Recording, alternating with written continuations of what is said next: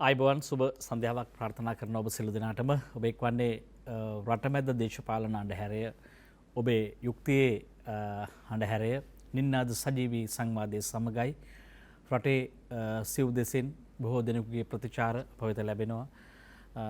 අපි ජනතාවට සාධාරණ දිනා දීම පිණිස ඓතිහාසික සටනක ඉන්නවා. එක වර එක ඔබට දේශපාලන බල අරගලයකට කරන සටනක් කියලා ඇතමුන්ට කුඩාවට පේන්න පුළුවන්. හැබැයි අපි ඉන්නේ ඊට වඩා නව නිදහස් රටක් වෙනුවෙන් නව නිදහස් අරගලයක් මේ රටේ ආරම්භ විය යුතුයි කියලා. විශේෂයෙන්ම ශ්‍රී ලාංකිකයාගේ ස්වෛරීත්වය, ඔහුගේ පරාදීනත්වය තවදුරටත් දරාගෙන ඉන්න බැරි තැනක තමයි මේ හැම තැනම පුපුරා යමින් තිබෙන්නේ. නින්නාද සජීවී සංවාදයේ හැමදාම කල්පනා කරන්නේ මේ රට නිදහස් නිබහල් දේශයක් බවට පරිවර්තනය කිරීම සඳහා අවශ්‍ය දේශපාලන හැරවුම කොතෙන්ද ආරම්භ කරන්න කියලා. හැබැයි අපි ඔබ බොහොම හොඳින් දන්නවා අපි කවුරුත් මේ රටේ කිසියම් වගකීමක් නැත්නම් කිසියම් බලාපොරොත්තුවක් එක්ක ජීවත් වෙච්ච සහ ජීවත් වෙන මිනිස්සු. නිසා බොහොම කරුණාවෙන් ඔබට ආරාධනයක් කරන්න කැමතියි වැඩසටහන අවසානයේදී මේ වෙලාවේ අපිව පිරිවරාගෙන තියෙන බොහෝ සාකච්ඡා ටිකක් උණුසුම්. ඒ වගේ භාවයන් තමයි වඩා වේගයෙන් මතුවෙන්නේ. ඒත් එක්කම සමහර තැන්වල ද්වේෂය, වෛරය තමයි මේ රට පුරා වැපිරෙමින් පවතින්නේ. මේ වගේ අවසාන ප්‍රතිඵලය ගලාගෙන යන්නේ දේශපාලන ක්‍රමයේ වෙනස් වීමක් කරා පමණක් නෙවෙයි. ඒක පවුල පහළ සමාජයට ගලනවා. දරුවන්ට මේ පහළ සාමයේ සමගිය සමාදානය කියන කාරණාවලට පවා බලපානවා. වෛරයේ ප්‍රචණ්ඩත්වය වගා කිරීම අපේ ධර්මතාවය නෙවෙයි, අපේ වගකීම නෙවෙයි. මාධ්‍යයක් හැටියට අපි මේ ඔබට නිරන්තරව උත්සාහ කරන්නේ මේ අර්බුදය වටහා දෙන්න. අර්බුදය හැමදාම අපි කතා කරනවා. හැබැයි වැටහෙන තුරු මේ සාකච්ඡාව කරන්න ඕනේ. අපි ප්‍රශ්නයක්, ඒ ප්‍රශ්නේ හොඳට ඔලුවට යනතුරු ඒ ප්‍රශ්නේ සාකච්ඡා කරොත් තමයි නිසි උත්තර අපිට සම්පාදනය කරගන්න පුළුවන් වෙන්නේ. මේක විභාගයක් නං. හැබැයි අපිට තියෙන්නේ බරපතල අර්බුදයක් අපි ඉස්සරහින්. නිසා අපි හිතුවා අපි නිරන්තරවම අපි කල්පනා කරන්නේ කලබල නොවි පොඩක් සංසුන්ව නිහඬව මේ ප්‍රශ්නය හරියට තේරුම් කරලා මේ රෝග නිධානය හොයාගන්න අපිට උදව් වෙන එක. ඒ නිසා අපි ටිකක් අනිත් සාකච්ඡා සංවාදවල හැඩරුව ගුණ වලින් වෙනස් වෙයි අපේ සාකච්ඡාව. අපේ සංවාදය ඔබේ බව දන්නවා නින්නාද සංවාදයත් එක්ක දිගටම රැඳිලා ඉන්න ඔබ. ඒ නිසා අපි ඔබත් එක්ක මේ ගමන යන්න සූදානම්. ඔබේ වේදනාවට, ඔබේ වමනාවට, ඔබේ ජීවිතේට, ඔබේ රටට, ඔබේ අනාගතයටයි අපි මේ සේවාව කරමින් ඉන්නේ. ඉතින් අපි හිතුවා දවසේ මේ මොහොතේ අපේ තියෙන මනෝභාවය මොකක්ද? මේ මොහොතේ අපට දැනෙන්නේ මොකක්ද? අපි කඩිමුඩියේ වසංගතයක් පහු කරගෙන ගිහිල්ලා ඒකේ අග කොටසත් එක්ක බොහෝ ප්‍රශ්නත් එක්ක වසන්තයක් එනවා. මේ දෙක මැද අපි හිර වෙලා තියෙනවා. පෝලිං වල අත්‍යවශ්‍ය භාණ්ඩ සහ අනිකුත් දේවල් වල වෙළඳපොළ හිතූ ගණන් වලට දේවල් විකුණනවා. කවුරුවත් නියාමනය කරන්නේ බලන්නේ මේවා. මෙන්න මේ නිදහසේ හැසිරෙන්න දීලා තියෙන වටපිටාවක් ඇතුලේ ජනතාව බහුතරයක් කෝපයටපත් වෙලා තියෙනවා. මේක ඇතුලේ අපිට එළියට යන්න පාරක් අවශ්‍යයි. අර්බුදයේ අවදානම හා නොපෙනෙන පැති පිළිබඳව අපි අද කතා බහ කරනවා. ඔබ සහභාගී වෙන්න. මේ ඉතා වෙනස් වූ සාකච්ඡාවක් මේක. අපි වෛද්‍ය වසන්ත බණ්ඩාර මහත්මයා ඔබට ආරාධනා කළා මේ පිළිබඳව ඔබ මේ දිනවල ඔබ ටිකක් අමුතු කියවීමක වෙනස් කියවීමක ඉන්න නිසා අපි හිතනවා ඔබ මේකට සුදුස්සා කියලා. අයිබෝන් කළ පිළිගන්නවා. ඒත් එක්කම මේ අර්බුදයේ විසඳීම සඳහා දීර්ඝ කාලයක් විකල්ප විසඳුම් රටට දීපු මිනිස්සු අවශ්‍යයි. අපි වැඩ කිව්වට මොකද්ද වැඩේ මේ රට මේ තියෙන බලශක්ති අර්බුදය විසඳන්න, මේ තියෙන තෙල් ප්‍රශ්නේ, මේ පෝලිං අඩු කරන්න අපට ප්‍රායෝගික විකල්පයක් අවශ්‍යයි. ඒක පොළවේ කරපු මිනිස්සු ඉන්නවා. ඒකට කරන්න පුළුවන් ප්‍රායෝගික යෝජනා දීපු මිනිස්සු ඉන්නවා තාමත්. අපි ආරාධනා කළේ ඒ සම්බන්ධව ඉංජිනේරුවරයෙකුට. මෙතුමා මම හිතන්නේ දීර්ඝ කාලයක් ශ්‍රී ලංකාවට අගනා සේවයක් කළා බලශක්ති ශාස්ත්‍රයේ. කීර්ති වික්‍රමරත්න මහත්මයා අයිබෝන් කියලා පිළිගන්න අපි කතා කරමු. මම ආරාධනා කරනවා වෛද්‍ය වසන්ත බණ්ඩාර මහත්මයා දැන් මේ අර්බුදය එක විදිහට මිනිසුන් විග්‍රහ කරනවා. ඒක හරියට කඩපොලේ කඩපිලෙත් මේකට කියවීමක් තියෙනවා. හැබැයි මේ කියවීමෙන් අපට මේ අර්බුදය වටහා ගන්න පුළුවන්ද මේ තවදුරටත් මේකේ දිශාව වෙනස් කරයිද? අපි ඉතින් චුට්ටක් පටන් ගමු. මේ මොහොතේ මේකට දෙන අර්ථය මොකද්ද කියන තැනින් පටන් ගත්තොත් අපිට යන්න පුළුවන් කියලා මම හිතනවා. ගමගමෙන්තුමා පළමුවෙන්ම ඔබතුමාටත් ඔබතුමාගේ ආයතනයටත් ස්තුතිවන්ත වෙනවා. මේ අර්බුදයේ ගැඹුර ස්පර්ශ කරන්න යම් උත්සාහයක් ගැනීම සම්බන්ධයෙන්. මොකද අපේ රටේ ප්‍රධාන මාධ්‍ය ආයතන අද වෙනකොට කරන්නේ මේ කඩපලේ හරි එහෙම නැත්නම් පෝලිං වල ගෑස් පෝලිමේ හරි තෙල් පෝලිමේ හරි උදේ ඉඳලා හවස වෙනකන් ඉඳලා තරහ ගිහිල්ලා පිපිරිමින් ඉන්න ජනතාවට මයික්‍රොෆෝන් එක අල්ලලා ඒ අය කියන වචන දැන් අපි ප්‍රධාන නාලිකාවල ප්‍රවෘත්ති බැලුවොත් ඒ වගේම භාගයක්ම තියෙන්නේ මේ ඒ ජනතාවගේ මතය. ඒක සමහරට මතයකුත් නෙමෙයි හැඟීම් ප්‍රකාශ කිරීමක් තියෙන්නේ.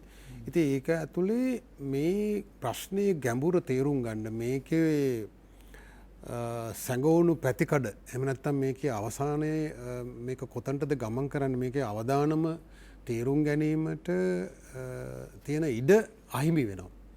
ඒ කියන්නේ මහා ගැඹුරු සංවාදයක් වෙනුවට හැඟීම් බරව කෝපයට පත් වෙලා කෑකෝ ගහන සංවාදයක් තමයි තියෙන්නේ. ඒක ඔබතුමාලා ඊට වෙනස් ආකාරයකට මේකට ප්‍රවේශ වීම ගැන අපි ස්තුතිවන්ත වෙනවා. ස්තුති.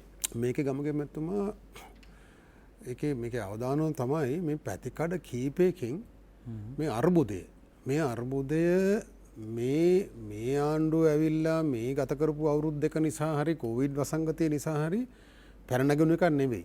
මේක අපේ නළලේ කොටලා තිබුණු අර්බුදයක්.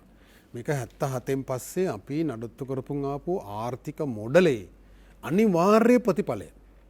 මේකෙදි මේ ආණ්ඩුවට දොසක් තියෙනවා. ඒක අඳුනගෙන මේ මහා ජනවර්මයේ වටිනාකම තේරුම් අරගෙන ඒක වෙනස් කරන්න ජනතාවගේ අපේක්ෂා අනුව ඒක වෙනස් කරන්න උත්සාහ නොකිරීමේ වරද මේ ආණ්ඩුව පිට තියෙනවා අනිවාර්යයෙන්ම. ඊළඟට කොවිඩ් වසංගතය නිසා මේක පොඩ්ඩක් ඉක්මන් වුණා. හරි. එහෙම නැත්තම් මේක මේ පුටුවේ මේ ජනාධිපතිතුමාගේ පුටුවේ අජිත් ප්‍රේමදාස වාඩිලා හිටියත් මහත්මයා වාඩිලා හිටියත් රනිල් වික්‍රමසිංහ මහත්මයා වාඩිලා හිටියත් සමහරට අනුර දිසානායක මහත්තයා වාඩිලා හිටියත් මේ තත්ත්වයේ ලොකු වෙනසක් දකින්න අපිට හම්බ වෙන්නේ නැහැ. මේක මේ අපි නඩත්තු කරගෙන ආපු මොඩලේ අනිවාර්ය ප්‍රතිඵලයක්.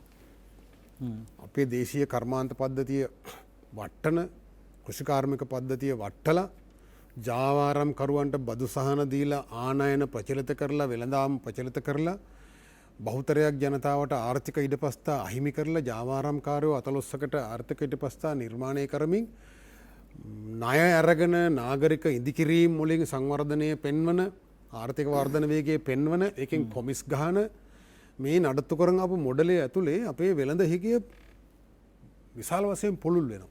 කියන්නේ අපේ ආනයන වියදම් වගේ අපනයන ආදායම වගේ දෙගුණයක් ආනයන සඳහා වැය වෙන මුදල. ඒ කියන්නේ ඇමරිකන් ඩොලර් මිලියන 20000ක් අපි වියදම් කරනකොට අපි හම්බ කරන්නේ වෙළඳාමෙන් 10000යි. එතකොට ඊටු ටික අපි මෙතෙක් කල හොයාගත්තේ සංචාරක කර්මාන්තයෙන් සහ අපේ මැද පෙරදිග රැකියා කරන අපේ සහෝදර සහෝදරියෝ ලේ කඳුළු දහඩිය සහ මලමිනී සමග ලංකාවට එවන ඩොලර්ස් වලින්. දැන් ඒක පියව ගන්න අර්බුදයක් ඇවිල්ලා තියෙනවා. විශේෂයෙන් සංචාරක කර්මාන්තයෙන් හම්බෙච්ච සොච්චම් පොඩ්ඩක් අඩු වෙලා තියෙනවා. අර ප්‍රේෂණ එන එක අඩු වෙලා තියෙනවා. කළු වෙළඳපොළ වර්ධනය වීම නිසා. දැන් ඔන්න මේ තෙල් අර්බුදේ හරි ගෑස් අර්බුදය ඇවිල්ලා තියෙන ලෝක යුද්ධයක් හරි වෙන ප්‍රශ්නයක් බාහිර ප්‍රශ්නයක් නිසා නෙවෙයිනේ. අපිට මේ ඩොලර් 100ක් හමාරක් වත් ඉතුරු වෙලා නැහැ මේවට ගෙවන්න. ඒ නිසා මේ ඔක්කොම අත්‍යවශ්‍ය දේවල් මිලදී ගන්න ගමගේ මැතිතුමා වෙළඳ හිගේ පැත්තකින් තියන්න අපිට අවශ්‍ය වෙන්නේ මාසෙකට ඩොලර් මිලියන 500ක් තිබ්බනම් මේ තෙල් ගෑස් අත්‍යවශ්‍ය ඖෂධ සහ කර්මාන්ත වලට අවශ්‍ය අමුද්‍රව්‍ය මිලදී ගන්න පුළුවන්. ඒතර අපිට මෑත කාලීනව පහුගිය වසර ගත්තත් මාසෙකට ඩොලර් මිලියන 600ත් 700ත් අතර ප්‍රමාණයක් මිලියන අපේ ප්‍රේෂණ හැටියට පිටරට රැකියා නියුක්තිකයන් විසින් එවලා තිබුණා. එනිසා ඒක බේරගත්තා නම් ඒත් මෙහෙම කෙටි කාලිනව දේශපාලන අර්බුදයක් ලෙස මතුවෙන්නේ නැහැ මේක.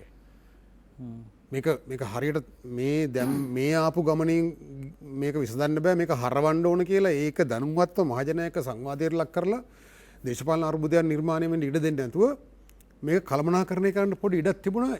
ඒ ටික කළමනාකරණය කරගත්තා. හැබැයි ඒකත් කරගත්තේ නැහැ. ඒ නිසා අපිට සැකයක් තියෙනවා සමහර මා කිව්වේ මේ පැතිකඩ කීපයකින් මේක සංගුණ පැත්ත සහ අවදානම එකක් මේ සමහර තීරණ ගත්තම අර්බුදය පියමන් කරන්න කියන ගන්න තීරණ වලින් අර්බුදය වර්ධනය වෙනවා.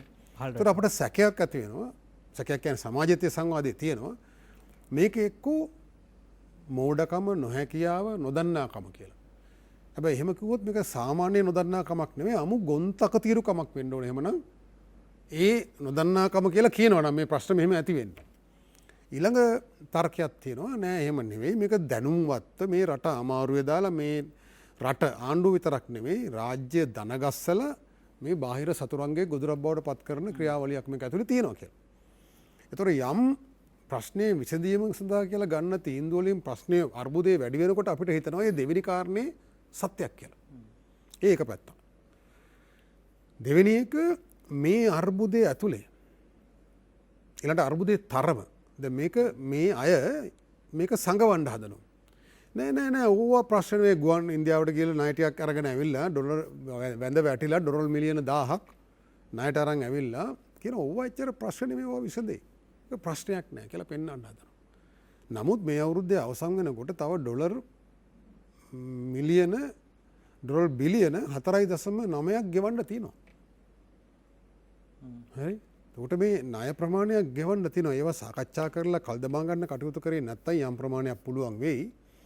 මේ අර්බුදේ කෙටි කාලීනව මේ යම් ආකාරයකට තෙල් හිගේ යම් පමණකට සමනය වෙන්න පුළුවන්. නමුත් දීර්ඝ කාලීනව මේ ප්‍රශ්නේ දිගින් දිගටම එනවා. මට කෙටි ප්‍රශ්නයක් පැහැදිලි කර ගැනීමක් අවශ්‍යයි. දැන් සමහරවිට මේ ප්‍රශ්නේ ආරම්භයේදීම අපි මේ ආණ්ඩුව විසින් ඇති කරපු ඒ ආණ්ඩුව විසින් පමණක් ඇති කරපු එකක් නෙවෙයි කියනකොට දැන් මේ වෙලාවේ බොහෝ දෙනෙක් බලන්නේ මේ අපි මේ ආණ්ඩුව රකින්නවද? දැන් මිනිස්සුන්ට තියෙන කාරණා දෙකයි මේ වෙලාවේ රටේ මතුවලා තියෙන එක. රකින්නවද බැරි නම් දාලා යන්න කියන එක. ඒතකොට දැන් එකක් අපිට මේ ආණ්ඩුව රකින්නවද? ඒතකොට රාජ්‍ය රකින්නවද? දැන් අපිට මේ දෙක පොඩක් වෙන් කරගන්න එපා. ඒතකොට දැන් ආණ්ඩුව ආරක්ෂා කිරීමේ වැඩක නෙවෙයි අපි හැමදාම මේ පෙරමුණේ ඉන්න ඕනේ රාජ්‍යකේ නායකයෙක්. ඒතකොට දැන් මේකට කලින් අය කියන්නේ මේක මෙහෙම තිබ්බනම් මෙහෙම වෙන්නේ නැහැ කියලා වසන්ත බණ්ඩාර මහත්තයා. අපි මේක අපේ කාලේ අපි කෙටි කාලයක් කළා ඒක හොඳට කළා කියලා.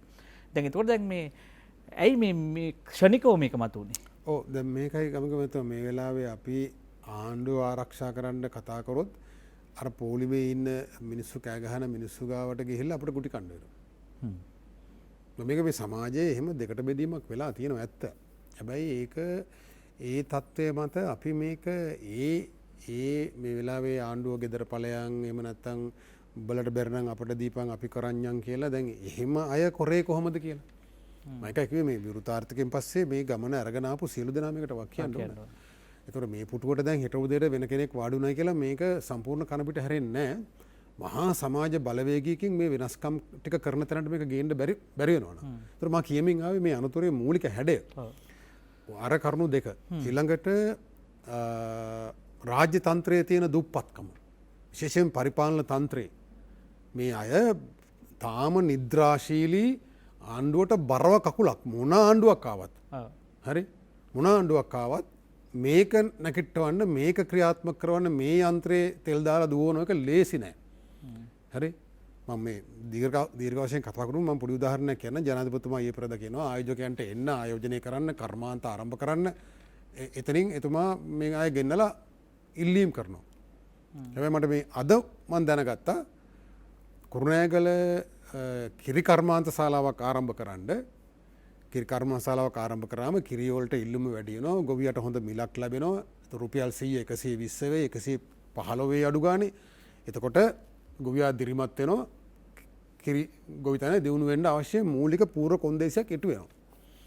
හැබැයි ඒ උපදිසාපතිලා අනුමත කරලා කොළඹ ඉඩම් කොමසාරිස්තුමා අනුමත කරලා සියලු දේවල් කරලා ආපුවාම වායම පළාතේ ප්‍රධාන ලේකම්වරයාට ඒ ෆයිල් එක ගියාම ජනවාරි 6 වෙනිදා ඉතින් මේ ඊයේ පෙරේද වෙනකන් එතුමා ඒ ෆයිල් එක උඩ වාඩි වෙලා ඉඳලා තියෙනවා. බලන්න මේ සියල්ල කරකලා ඉද්දි මාස ගාණක් කිසි වගේ වගක් නැහැ. පරිපාලන නිලධාරිය පඩිය ගන්නවා. ඉතින් අපිට මොකද අපි ඉන්නවා. ඒතොර ඒ එක ප්‍රශ්නයක්. මේ ගෝඨාභය රාජපක්ෂ මහත්මයාට විතරක් නෙමෙයි ඊළඟට බලයට එන ආණ්ඩුවටත් ඒ තත්ත්වය එහෙමමයි. ඊළඟට මම විස්තර වශයෙන් කියන්නම් මේකේ අනිත් අනතුරු දෙක. එකක් තමයි මේ වෙලාවේ මේ බටහිර අධිරාජ්‍යවාදීන් මේ අපිව දනගස්සලා ඔවුන්ගේ න්‍යාය පත්‍රය අපිට ඉදිරිපත් කරන්න. අහවල් දේ කරපන් MCC අස්සම් කරපන්.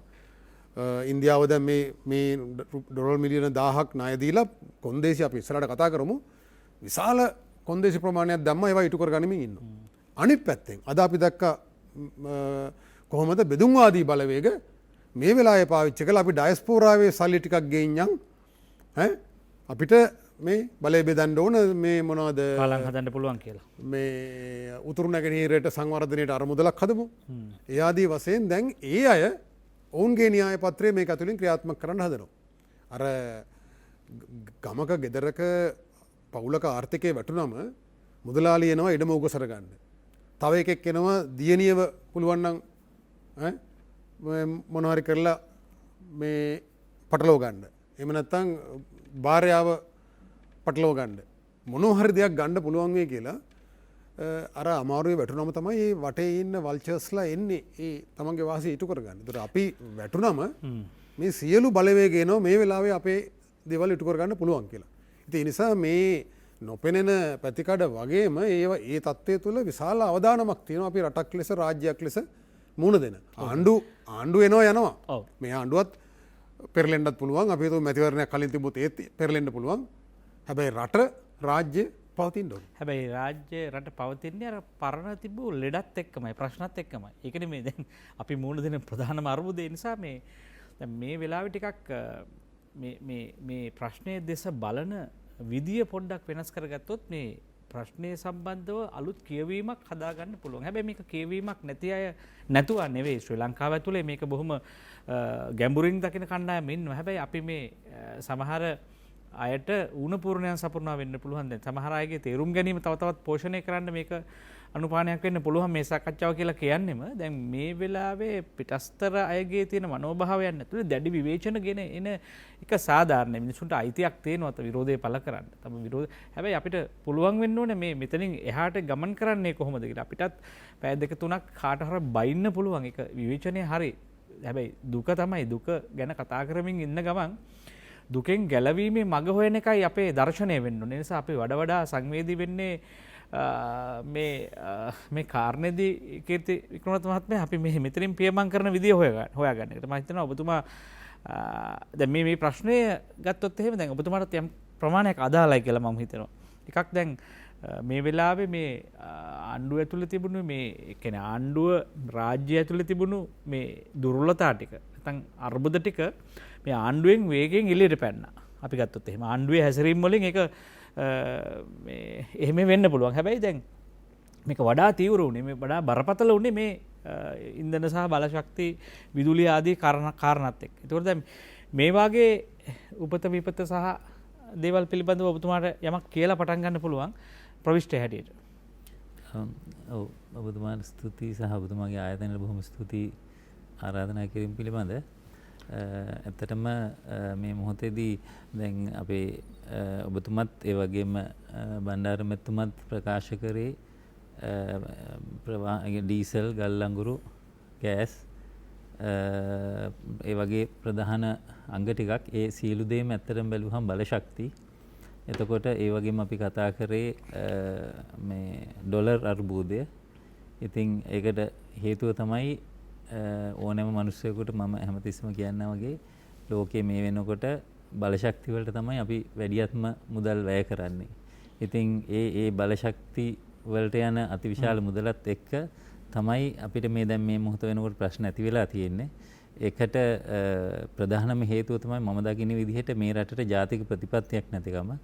ඒ ජාතික ප්‍රතිපත්තිය නැති තාක්කල් අපිට මේ වගේ ප්‍රශ්න වලට මුහුණ දෙන්න වෙනවා. ඒ වගේම ජාතික ප්‍රතිපත්ති තියෙන රටවල් ඔබතුමාලා බැලුවා නම් ඒ සීලුම රටවල් මොන ප්‍රශ්න තිබුණත් මේ ප්‍රශ්න මේ රටට ලඝු වෙච්ච ප්‍රශ්න නෙමෙයි. මේක ලෝකේ දුප්පත් හෝ අතිවිශාල මුදල් නැති කාර්මික තල ඉහළම ඉන්න රටවල් හැරුණාම අනිත් සීලුම රටවල් වලට මේ ප්‍රශ්න තියෙනවා. ඉතින් ඒ හැබැයි ඉන්දියාව ගත්තත් බංග්ලාදේශ ගත්තත් පාකිස්තානය ගත්තත් ඒ හැම රටකම පාහේ ජාතික ප්‍රතිපත්තියක් තියෙනවා.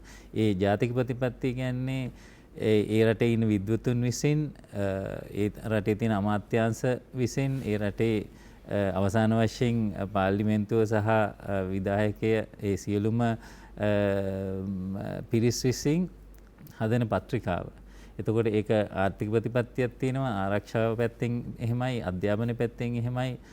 ඊට පස්සේ අපි ඒ රටේ කරන කර්මාන්ත ආරක්ෂා වෙන්නේ කොහොමද, එක්ස්පෝර්ට් කොහොමද, ඒ හැමදේම ගත්ත එක ඩොකියුමන්ට් එකක් තමයි ওই තියෙන්නේ. එතකොට දැන් බණ්ඩාර මැතිතුමා කිව්වා වගේ අපිට තිබිච්ච ප්‍රධානම ආදායමක් වෙන ඇත්තටම අපේ රටේ පිටට ගිය ශ්‍රමිකයන්ගෙන් ආපු ආදායම ගත්තොත් එහෙම ඒකේ ඇත්තටම ඒකේ දේශපාලන වැරද්දකටත් වැඩි ඒකේ තියෙන්නේ පරිපාලනමය වැරද්දක්. මොකද්ද, කවුරු හරි මේ රටේ ඉඳලා පිට රටට ගියාම ගොඩක් වෙලාවට මේ වෙනකොට 90% ගිහිලා තියෙන්නේ ගමේ අහිංසක අම්මා හෝ ඒ නංගි හෝ ඒ කාන්තාවක්. එයාට සමහරවිට ගොඩක් වෙලාවට ඒ රටක භාෂාව බෑ. එයා නීතියක් දන්නේ නැහැ. එයාට කතා කර ගැනීම හැකියාවක් නැහැ.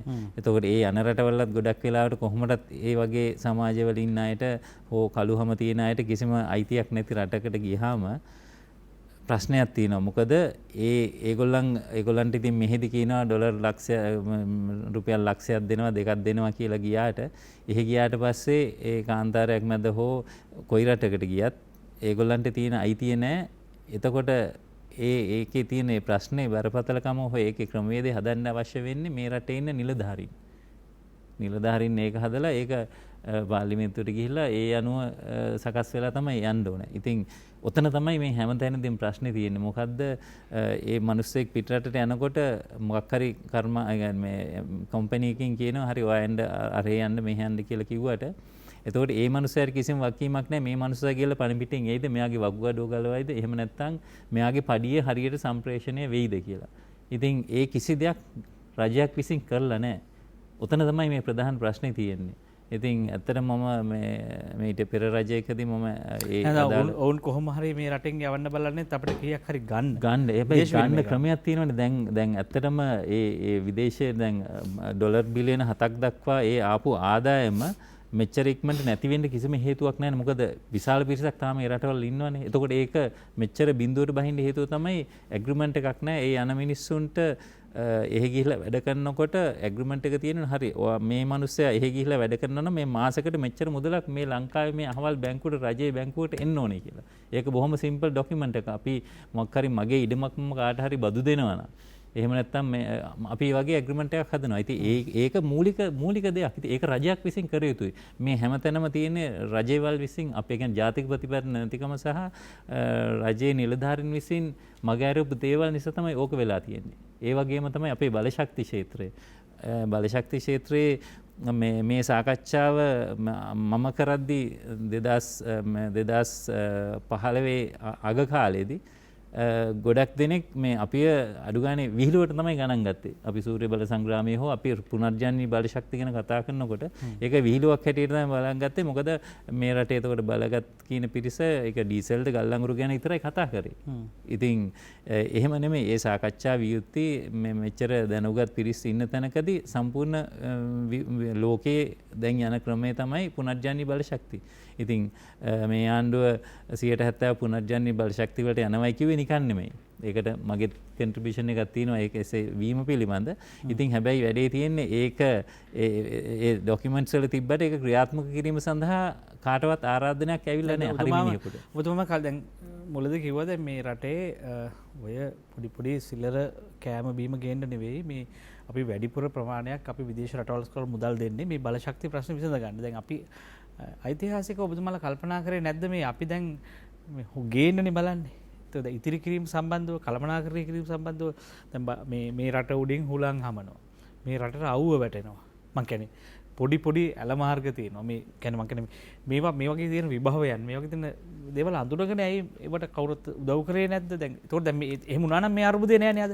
දැන් මං කියන්නේ අනිවාර්යයෙන්. ඒතකොට දැන් අපි 2015 දැන් අපි 2010 11 12 එහෙම සූදානම් වෙමින් ආවනම් අපිට 2021 22 ප්‍රශ්නයක් නොවෙන්න පුළුවන්. ඒතකොට දැන් මෙතුමා කියන ආකාරයට අපි මේ ප්‍රශ්නේ එන්න මේ වැඩි කරමින් තවදුරටත් පහලට ගෙනලා තියෙනවා. ඔව් අරුබුදයටම ගමන් කරවලා තියෙනවා. අනිවාර්යයෙන් අරුබුදයට ගමන් කරලා තියෙන්නේ මේකේ බැරෑරුම් කම පිරිස දැනගෙන අනිවාර්යයෙන්ම දැනගෙන ඉන්නවා. මොකද දැනගන්න ඒ කියන්නේ මේ බලශක්ති ක්ෂේත්‍රේ ඉන්න හැමෝම දන්නවා ලෝකේ ට්‍රෙන්ඩ් එක මොකද්ද?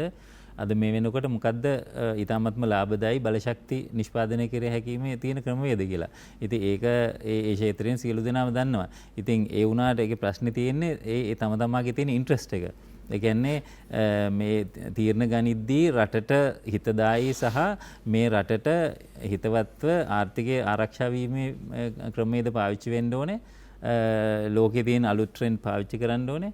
ඉතින් ඒ දේවල් නොවීම තමයි ප්‍රශ්න වෙලා තියෙන්නේ. අපි බොහොම ලේසියට ඩීසල් ටිකක් ගැහුවට ගල් අඟුරු ටිකක් ගෙනාලා මෙයා කරාට ප්‍රශ්න විසඳෙන්නේ නැහැ. ඒ මොකද ඒකේ ඒ දවස්වල මගේ සාකච්ඡාවේදීත් මම කිව්වේ මේක මේ විදිහට දුවන්න බෑ. ඔබතුමාලාගේ දරුවෝ මම ඒ වෙලාවේ කිව්වෙත් ඔබතුමාලාගේ දරුවන්ට මේ වලකැපීමක් ඔබතුමාලා මේ මොහොතේ කරන්නේ මේ බලශක්ති ගල් අඟුරු ඩීසල් වලට යෑම සහ පුනර්ජනන බලශක්ති ප්‍රතික්ෂේප පිළිබඳ කියලා. ඉතින් ඒක ඒ අවස්ථාවේදී ඒගොල්ලෝ තේරුම් ගත්තේ නැහැ. ඒගොල්ලෝ හිතුවේ හැමදාම ඩීසල් ගගහ දුවන්න පුළුවන් කියලා. හැබැයි දැන් තේරෙනවා ඩීසල් ගගහම දුවන්න බැහැයි කියලා. අපි ඒ වෙලාවේ මෙගාවට් මම මුලින්ම කිව්වේ මෙගාවට් 1000ක් 900ක් 1000ක් අතර ප්‍රමාණයක් සිස්ටම් එකට දාමු කියලා. ඒක දැම්මනම් මේ ප්‍රශ්නේ ඇත්තටම මේ මොහොත වෙනකොට මේ ඩොලර් ප්‍රශ්නේ එන්නෙත් නැහැ, බලශක්ති අර්බුදෙ එන්නෙත් නැහැ. එහෙමනම් මට ඇත්තටම කියන්න තියෙන්නේ පාරවල් ඉන්න අයට ප්‍රශ්නේ තියෙන්නේ වෙන තැනකයි. ඒ ප්‍රශ්නේ අපි ඒ දවස්වල සාකච්ඡා කරා.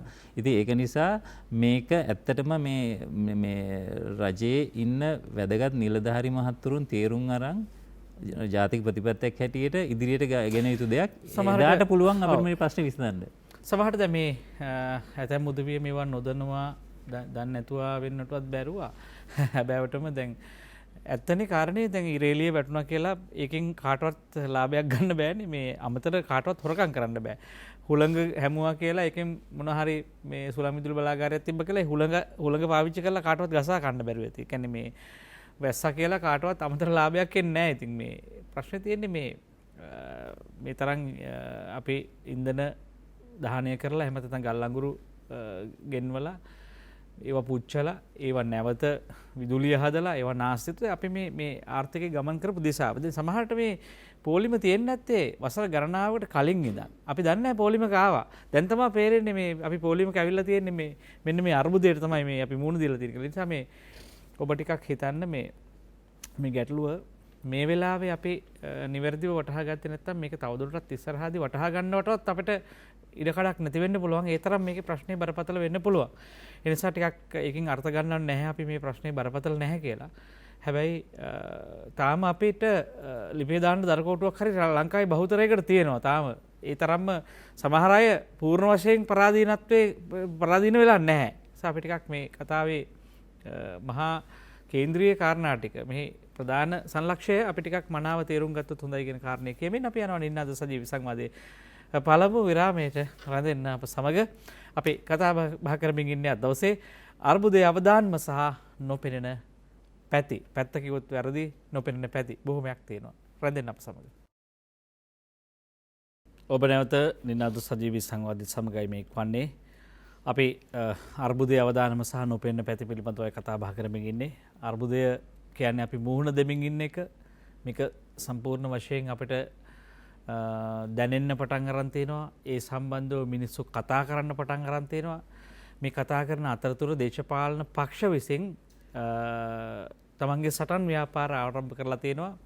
ඔවුන් මේ බල පෙරලියක් පිළිබඳව කතා බහ කරනවා. මහා ජන රැලි සංවිධානය කරනවා, මහා උද්ඝෝෂණ සංවිධානය කරනවා. එතකොට මේවා හොඳයිද නරකයිද කියන කාරණයට වඩා අපි කියන්නේ මේවා පිළිබඳ විවේචන ගේනවට වඩා අපි කියන්නේ අවශ්‍ය වෙන්නේ. දැන් අපිට මේ බල පෙරලියකින් පමණක් වසන්ත බණ්ඩාර මහත්මයා මේක මේ විසඳ ගන්න පුළුවන්ද කියන කාරණය අපි වඩා තහවුරු කරගන්න වෙනවා. මොකද මේ ප්‍රශ්නෙට උත්තර හොයන්නම් කියන කට්ටිය කියන්නේ අපට දෙන්න අපි කරන්නම් කියලානේ. මම කියන්නේ මේ කාරණා තුනක් කියලා බැරි නම් යන්න අපට දෙන්න අපි කරන්නම් කියලා. දැන් අපි හැමෝම ඒකට උත්තරය හම්බ වෙනවා නම් එතෙන්ට උදව් කළාට කමක් නැහැ කියලා හිතෙන්නේ. දැන් මම කියන්නේ අපි දැන් වඩා සාධාරණී නම් සාධාරණව හිතනවා නම් මේ ජනතාවගේ තියෙන ප්‍රශ්න ටික විසඳ ගන්න තව කණ්ඩායමක් බලයට ගේන්න ඕන නම් අපි ඒකනේ කරන්න ඕනේ ඇත්තටම. නේ? ඒතොර ඒක ගෙනාව නම් විසඳෙනවා නම් ඒක කරන්න පුළුවන්. මේකෙන් වසන්ත බණ්ඩාර මහත්තයා අපිට මේක විසඳන්න පුළුවන්ද කියන කාර්යයට තව උත්තරයක් අනිවාර්යෙන් අවශ්‍යයි කියලා මම විශ්වාස කරනවා. 066 අපේ සුපුරුදු දුරකථන අංක ඔස්සේ එන්න මැදිරියට සහභාගී වෙන්න සාකච්ඡාවට අපි ටිකක් මේකේ හොඳ හැඩයක් හදමු. මම අර වගේ විමසපු ප්‍රශ්නෙට උත්තරේ දැන් මේ එළියේ තියෙන ප්‍රශ්නයකනේ දැන් ඉතාම උච්චතම අවස්ථාවේ තියෙන සටන් පාඨය තමයි බල පෙරලිය අපිට දෙන්න අපි කරන්නම් අපේ කාලේ ඉව තිබ්බේ නැහැ කියලා. දැන් මේ ආණ්ඩුවට කොටු කරලා මේ එල්ල කරන ප්‍රහාරය. ඒතකොට ඒක දැන් ඔබතුමා කියන්නේ ඒකට විරුද්ධ එකක්. මේක කවුරු ආවත් වෙනවා කියලා. දැන් මේක තව ටිකක් ලියා ගන්න අවශ්‍යයි කියලා මම හිතනවා. ඔව් මෙහෙමයි කමකමතුමා. විපක්ෂයට සහ මහජනයාට අයිතිය තියෙනවා ආණ්ඩුවේ රටේ යම්කිසි මතුවන අර්බුදයකදී ආණ්ඩුවට විරුද්ධව මත ප්‍රකාශ කරන්න. උද්ඝෝෂණ කරන්න අයිතිය තියෙනවා. මේක වහා විසඳුණු කියලා බලපෑම් කරන්න අයිතිය තියෙනවා. එතකොට හැබැයි එක පැත්තකින් දැන් ආණ්ඩුව පාරට බැස්සයි කියලා ආණ්ඩුව හෙට විසුරුවන්න බෑ. අපි හිතමු ජනාධිපතිතුමා තීරණය කරනවා කියලා මේකට විසඳුම මහජනයාට තීන්දුවක් ගන්න ඉඩ දෙන එක කියලා. ඒකටත් යනවා මැයි මාසයෙන් පස්සේ තමයි මැතිවරණයක් කැඳවන්න පුළුවන්කම තියෙන්නේ. එතකොට අර හරීන් ෆර්නෑන්ඩෝ මැතිතුමා කියනවා වගේ අරාබි වසන්තයක් කැඳවලා රටේ නායකයෝ බෝක්කුව ඇතුලෙන් ඇදලා අරගෙන මරලා එහෙම නැත්නම් අත්අඩංගුවට අරගෙන ඉරාකේ කරා වගේ එහෙම ආණ්ඩුව වෙනස් කරන්න බෑ. අපි දන්නවා එතුමා මොන අර්ථයෙන් ඒ වචනේ පාවිච්චි කරාද කියලා මට හිතා ගන්නත් බෑ. එහෙම දේශපාලන පක්ෂයක පාර්ලිමේන්තු වාක්‍ය යුතු නායකයෙකුට එහෙම කියන්න පුළුවන්ද කියලා. මේ අපි මේ අරාබි වසන්තයක් කැඳවනවා. කවුද අරාබි වසන්තයක් කැඳවුවේ? ඇමරිකන් එක්සත් ජනපදය නේටෝ සංවිධානය තමන්ගේ භූදේශපාලන උමනාවක් වෙනුවෙන් රටවල් ගණනාවක අර්බුද නිර්මාණය කරලා ලිබියාව වගේ රටක ජනතාව පාරට බස්සලා අවසානයේ ගඩාපිව මරා දමනවා. බෝක්කුවක් ඇතුලෙන් ඇදලා අරගෙන මරලා දානවා. මුළු රාජ්‍යය වටනවා. අද අපි දන්නවා මොකද ලිබියාවට වෙලා තියෙන්නේ කියලා. අද අරාජික පාරවල මිනිස්සු මැරෙන මහා සුබසාධන රාජ්‍යයක් අද වල් වැදුණු රාජ්‍යයක් බවට පත් වෙලා තියෙනවා. මිනිස්සු ජීවිතවලින් වන්දි ගෙවනවා. එතකොට මේ කියන්නේ එහෙම එකක් අපිට අවශ්‍යයි මේ වෙලාවේ. ඒ කියන්නේ එතුමා ඒ පාවිච්චි කරපු වචනේ නිසා මම මේ කියන්නේ. දැන් අපිට අවශ්‍ය මේ ආණ්ඩුවට විරෝධය පළ කරන එක 100% නිවැරදි. බලපෑම් කරන්න ඕන. විසඳපල්ලා කියලා කියන්න ඕන. හැබැයි ඒක විසඳන්නේ කෙසේද කියලා සටන් පාටෙත් මතු කරන්න ඕන. ආණ්ඩුව නොකරන දේ නොකළ දේ කරපියව් කියලා කියන්න ඕන. එතකොට තමයි ජනතාවටත් කොහොමද ගොඩ යන්නේ කියන මතය හැදෙන්නේ. එතකොට තමයි ඊළඟට බලයට පත් වෙන එකත් අඩු ගානේ මේ ප්‍රශ්නේ විසඳන්න පුළුවන් තැනට තල්ලු කරගන්න පුළුවන් වෙන්නේ. දැන් ඊළඟට බලයට පත් වෙන ආණ්ඩුව මේ කරගෙන ආපු ගොන් වැඩ ටිකම නම් කරන්නේ මේකෙන් ගොඩ යන්න බෑ. ඒක පැහැදිලි. එහෙනම් මේ ගොන් වැඩ අර වෙන මොනවද කරන්නේ? එහෙනම් මේ සම්බන්ධ සංවාදයේ ඕන. ඒ සංවාදයේ හැදෙන්නේ ආණ්ඩුව ගෙදර ඵලයන් කියන අය මේ සටන් පාඨයක් ලෙස මේක ඉදිරිපත් කරනවා. මෙන්න මේ දේවල් කරපල්ලා. එහෙම කරලා මේ අර්බුදේ විසඳපන්. එතකොට තමයි මේ ආණ්ඩුව එපා නම් ඔය කියන අය බලයට ආපුවම ඒක විසඳන්න පුළුවන් වෙන්නේ. මහජනයා තුළ විශ්වාසය හැදෙන්නේ. හැබැයි එහෙම සටන් පාඨයක් නැතුව ඵලයව කිව්වට නීතියානුකූලව ඒක එහෙම වෙන්නේ නැහැ. මැතිවරණයක් ඉල්ලන්න පුළුවන්. එතකොට මැයි මාසේ මාර්තු මාසෙන් පස්සේ ආණ්ඩුව විසිරලා මැතිවරණයක් තියන්න පුළුවන්. හැබැයි ඒත් මැතිවරණයෙන් බලයටපත් වෙන්න නම් ඒ පිරිස කියන්න ඕන අපි ඇවිල්ලා මෙහෙමයි මේ ප්‍රශ්නේ විසඳන්නේ. ඩොලර් අර්බුදය කියලා මේ මතු පිටින් පේන දේ විතරක් නෙමෙයි. ඒක මේ මහා ආර්ථික ආපු ගමනේ එක්තරා ප්‍රකාශනයක් මේ ඩොලර් අර්බුදේ. ඒතර මේක විසඳන්නේ කොහොමද කියලා ඒ සංවාදයේ ඕන මේක ඇතුලේ. ඒක තමයි අපේ මොලේට ලැබෙන වාසිය. ඔව් දැන් වසන්ත මහත්තයා දැන් මිනිස්සුන්ට මේ තරම් කේන්තියන් එක හේතුවක් සාමාන්‍ය ජනයාගෙන් අහනකොට කියන්නේ දැන් ජනාධිපතිතුමා ගරු ජනාධිපති ගෝඨාභය රාජපක්ෂ මැතිතුමා පවා මේ අර්බුදය නොදැන සිටියා නොවිය හැකියිනේ. දැන් මේ අපි මේ සෞභාග්‍ය දැක්ම ක්‍රියාවට නංවීම අරමුණු කරගන්නේම මේ රටේ තිබුණු පරාදීනත්වය, මේ වෙළඳපොළ හැසිරීම, මේ මූල්‍ය වෙළඳපොළ, මේ භාණ්ඩ මේ වගේ යම් වෙනසක් කිරීමේ අරමුණ තිබුණනේ. ඒ කියන්නේ අපි නිදහස සහ පරාදීනත්වය පිළිබඳ සාකච්ඡාවක් තිබෙන ජාතික නෑ. පරාදීනත්වය ගැන නම් ජනාධිපතිතුමාට අබමල් රේණුක අවබෝධයක් නැහැ. එතුමා දැන් කියනනේ පාලනයෙන් ගිලිහිලා කියලා. එතුමාගේ පාලනයෙන් ගිලිහිලා බව ඇත්ත. ඒක ඉතින් පැහැදිලිව පේන්න තියෙනවනේ. ඔව්. එතුමාගේ පාලනයෙන් ගිලිහිලා. හැබැයි පරාදීනත්වයේ සම්බන්ධයෙන් එතුමාට අවබෝධයක් නැහැ. කොහොමද තේරෙනවා? කෘෂිකර්මාන්තය සම්බන්ධයෙන් එතුමා පළ කරපු මත සහාය කරපු සමහර දේවල් වලින්. ඒ කියන්නේ කෘෂිකර්මාන්තය අපේ දේශීය කෘෂිකාර්මික පද්ධතිය පරාදීනත්වයෙන් ගලවා ගැනීම තමයි අර කෘෂි රසායන වලින් කෘෂි රසායන භාවිතය අවම කර ගැනීම ඊට අදාළ ගොවිතැන් ක්‍රම වෙනස් කර ගැනීම කියන්නේ ආර්ථිකයේ පරාධීනත්වයෙන් ගලවා ගැනීම. ඒක තමයි මූලික දේශපාලන අරමුණ. හැබැයි මේ වචනේ කිසි දවසක එතුමා කතා කරලා නැහැ. ඒ වෙනුවට වැරදි සටන් පාටයක් කුණුහරුපයක් ගෙනාවා කාබනික වගාව කියලා. කාබනික වගාව කියලා සොච්චම් වගාවක් තිබුණ හැමදාම. ඒක නෙවෙයිනේ මේ. මේ හදන්නේ මුළු රටම කාබනික වගාවක් කරන්න නෙවෙයිනේ. මේ හදන්නේ මේ කුසකාර්මික නිෂ්පාදන පද්ධතිය පරාධීනත්වයෙන් ගලව ගන්න. බාහිර සාධක මත බාහිරින් එන පොහොර ටික බාහිරින් එන බීජ ටික බාහිරින් එන රසායන ද්‍රව්‍ය නැත්තම් මේක කරන්න බෑ. හැබැයි ඒක කරන්න නම් ගොවිතැන් ක්‍රම වෙනස් කරගන්න ඕනේ.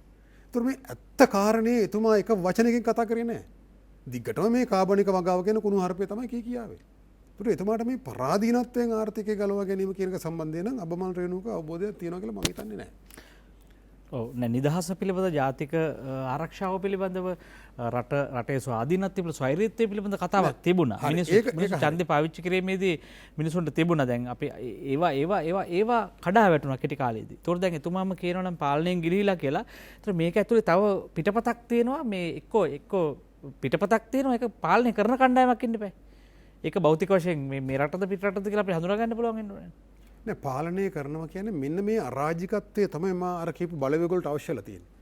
එක පැත්තකින් මේ ඇතුලේ ඉන්න ජාවාරම්කාරයෝ දැන් මේ විශාල බදු සහන ලබා ගනිමින් රට තුළට ආනයනය කරපු ආහාර තොග වෙනත් ද්‍රව්‍ය තොග පිටින් තියෙනවා. ඒවා 130-40කින් ඖෂධ පවා මේ සමාගම් කීපයක්. මේ වෙලාවේ මේ මහා දුෂ්කර අවස්ථාවේදී මහජනය ගැන කිසිදු අනුකම්පාවක් නැතුව ඒ තමාගේ ලාභය වෙනුවෙන් ආණ්ඩුවත් ගොන් තකතීරු විදිහට මිල පාලන සියල්ල අයින් කරලා ඒකට ඉඩ හදලා දුන්නා. පුළුවන් තරම් බදු සහන දීලා ආනයනකාරයන්ට මිල පාලනය අයින් කරා. දැන් උන් ඒව හංගෝලා තියාගෙන 3-4 ගුණයකින් මිල වැඩි කරලා විකුණනවා. දැන් ඩොලරය පාවෙන්න ඇරලා ඒක පාලනය අතහැරපු නිසා දැන් අද වෙනකොට ඩොලර් රුපියල් 300යි. මහ බැංකුවේ ඉන්න පඬිතුයෝ කිව්ව ඔක 230 නවතිනවා. සමහර කව නැහැ 30 කිව්වට 60 නවති. දැන් 60 නවතුනාද? 80 නවතුනාද? ඒත් දැන් 300යි. දැන් ඒතර මේ ආනයනික ද්‍රව්‍ය මත දීර්ඝ කාලයක් අපි පුරුදු වෙලා ඉඳලා පරාදීන ආර්ථිකේ දැන් ඩොලරයගේ අර තරම් ඉහළ ගියාම මිල මට්ටම හොඳටම වැඩි වෙනවා මේ ජාවාරම්කාරයෝ කරන ප්‍රශ්නයට අමතරව. එතකොට ප්‍රශ්නේ 3-4 ගුණයකින් වර්ධනය වෙනවා. මහජනයා සමාජයේ පහළ ස්තර දුකටපත් වෙනවා. රයිට්. ඒතර ආණ්ඩුවට මේව පාලනය කරන්න දැන් ලීවර් එකක් නැහැ. මිල පාලනය අයින් කරා. රාජ්‍යයේ පාලන පද්ධතිය වැටලා තියෙනවා. මේ මහා උසස් නිලධාරීන් මම අර කිව්වේ ප්‍රධාන නිලධාරීන්වත් ඔවුන්ට කිසි ලැජ්ජාවක් හරි මර්ධ සාක්ෂියේ ප්‍රශ්නයක් නැහැ. සමහරට ඔවුන්ටත් මග පෙන්වීමක් නැති ප්‍රශ්නෙත් තියෙන්න පුළුවන්. හැබැයි ඉන්දියාව වගේ එහෙම නෙවෙයි. ඉන්දියාවේ ওই පාලකයෝ කියන අය හිටියත් නැතත් රාජ්‍ය තන්ත්‍රයේ ශක්තිමත් ඔවුන්ගේ වගකීම ඉටු කරන ජනතාව වෙනුවෙන්. අපේ රටේ එහෙම මහා දියුණු ශක්තිමත් රාජ්‍ය තන්ත්‍රයක් නැහැ. දේශපාලන තන්ත්‍රයේ වගේම තමයි එකත් දුප්පත් මේක වැටෙනකොට එකත් වැටෙනවා. ඉතින් ඒ නිසා තමයි මේ අර්බුදය සැබෑවටම ඇතිවිය හැකි මට්ටමට වඩා 100 ගුණයකින් වැඩි වෙලා පේන්නේ. දැන් හිතන්න බංගලාදේශي. මේ ප්‍රශ්නේ මේ හැම රටකම තියෙන ප්‍රශ්නයක් නෙමෙයි. ඒකයි මේ ප්‍රශ්නේ. දැන් ලෝක යුද්ධයක් නිසා හරි එහෙම තත්ත්වයක් නිසා මේක ඇති වුණා නම් මිල මට්ටම යම් ප්‍රමාණයක් ඉහළ ගිහිල්ලා තියෙනවා. කොවිඩ් තත්ත්වය සහ දැන් අලුතෙන් මේ යුක්‍රේන ප්‍රශ්නෙත් එක්ක. හැබැයි මේ ප්‍රශ්නේ මේ කලාපයේ අපේ රටේ තියෙන ප්‍රධාන ප්‍රශ්නයක්. මයිකයි කිව්වේ මේ දීර්ඝ ආපු ගමනේ ගොන් තකතිරු ගමනේ අනිවාර්ය ප්‍රතිඵලයක් කියලා. දැන් හිතන්න බංගලාදේශي හොඳම උදාහරණයක්. බංගලාදේශයේ ගමගෙමතුමා මීට අවුරුදු 40කට කලින් ලෝකයේ දුප්පත්ම රටවල් 10 ඇතුළේ හිටියේ. ජනගහනයෙන් 50%කට වඩා දුප්පත්කමේ ගිලිලා හිටියේ. අද වත්කම් කීයද දන්නවද? විශේෂ වත්කම්. දැන් අපි මේ ඩොලරයක් නැතුව මේ නැව නවත්තලා තියෙන සති ගණන් මේ ප්‍රමාද ගාස්තු ගෙවනවා. ඩොලර් මිලියන 5-10ක් නිකුත් කරගන්න බෑ. හැබැයි බංගලාදේශයේ ඩොලර් බිලියන 45ක් මිලියන 45000ක් වත්කම් තියෙනවා. විදේශ සංචිත. කොහොමද ඒ? අපි ආපු ගෝන් තකතිරු ගමන වෙනුවට ඕන් තෝරලා තිබුණ වෙනම ගමනක්. තමන්ගේ දේශීය නිෂ්පාදන පද්ධතිය ශක්තිමත් කරගන්න. තමන්ගේ කුසිකාර්මික නිෂ්පාදන පද්ධතිය කර්මාන්ත පද්ධතිය වගේම කුසිකාර්ම නිර්ධාත පද්ධතියට සමගාමීව ශක්තිමත් කරගන්න. බහුතරයක් ජනතාවට අද ලෝක බැංකුව පවා පිළිගන්නවා ලෝකයේ දියුණුව මොඩලයක් එතන තියෙනවා කියලා. මොකද්ද මොඩලය?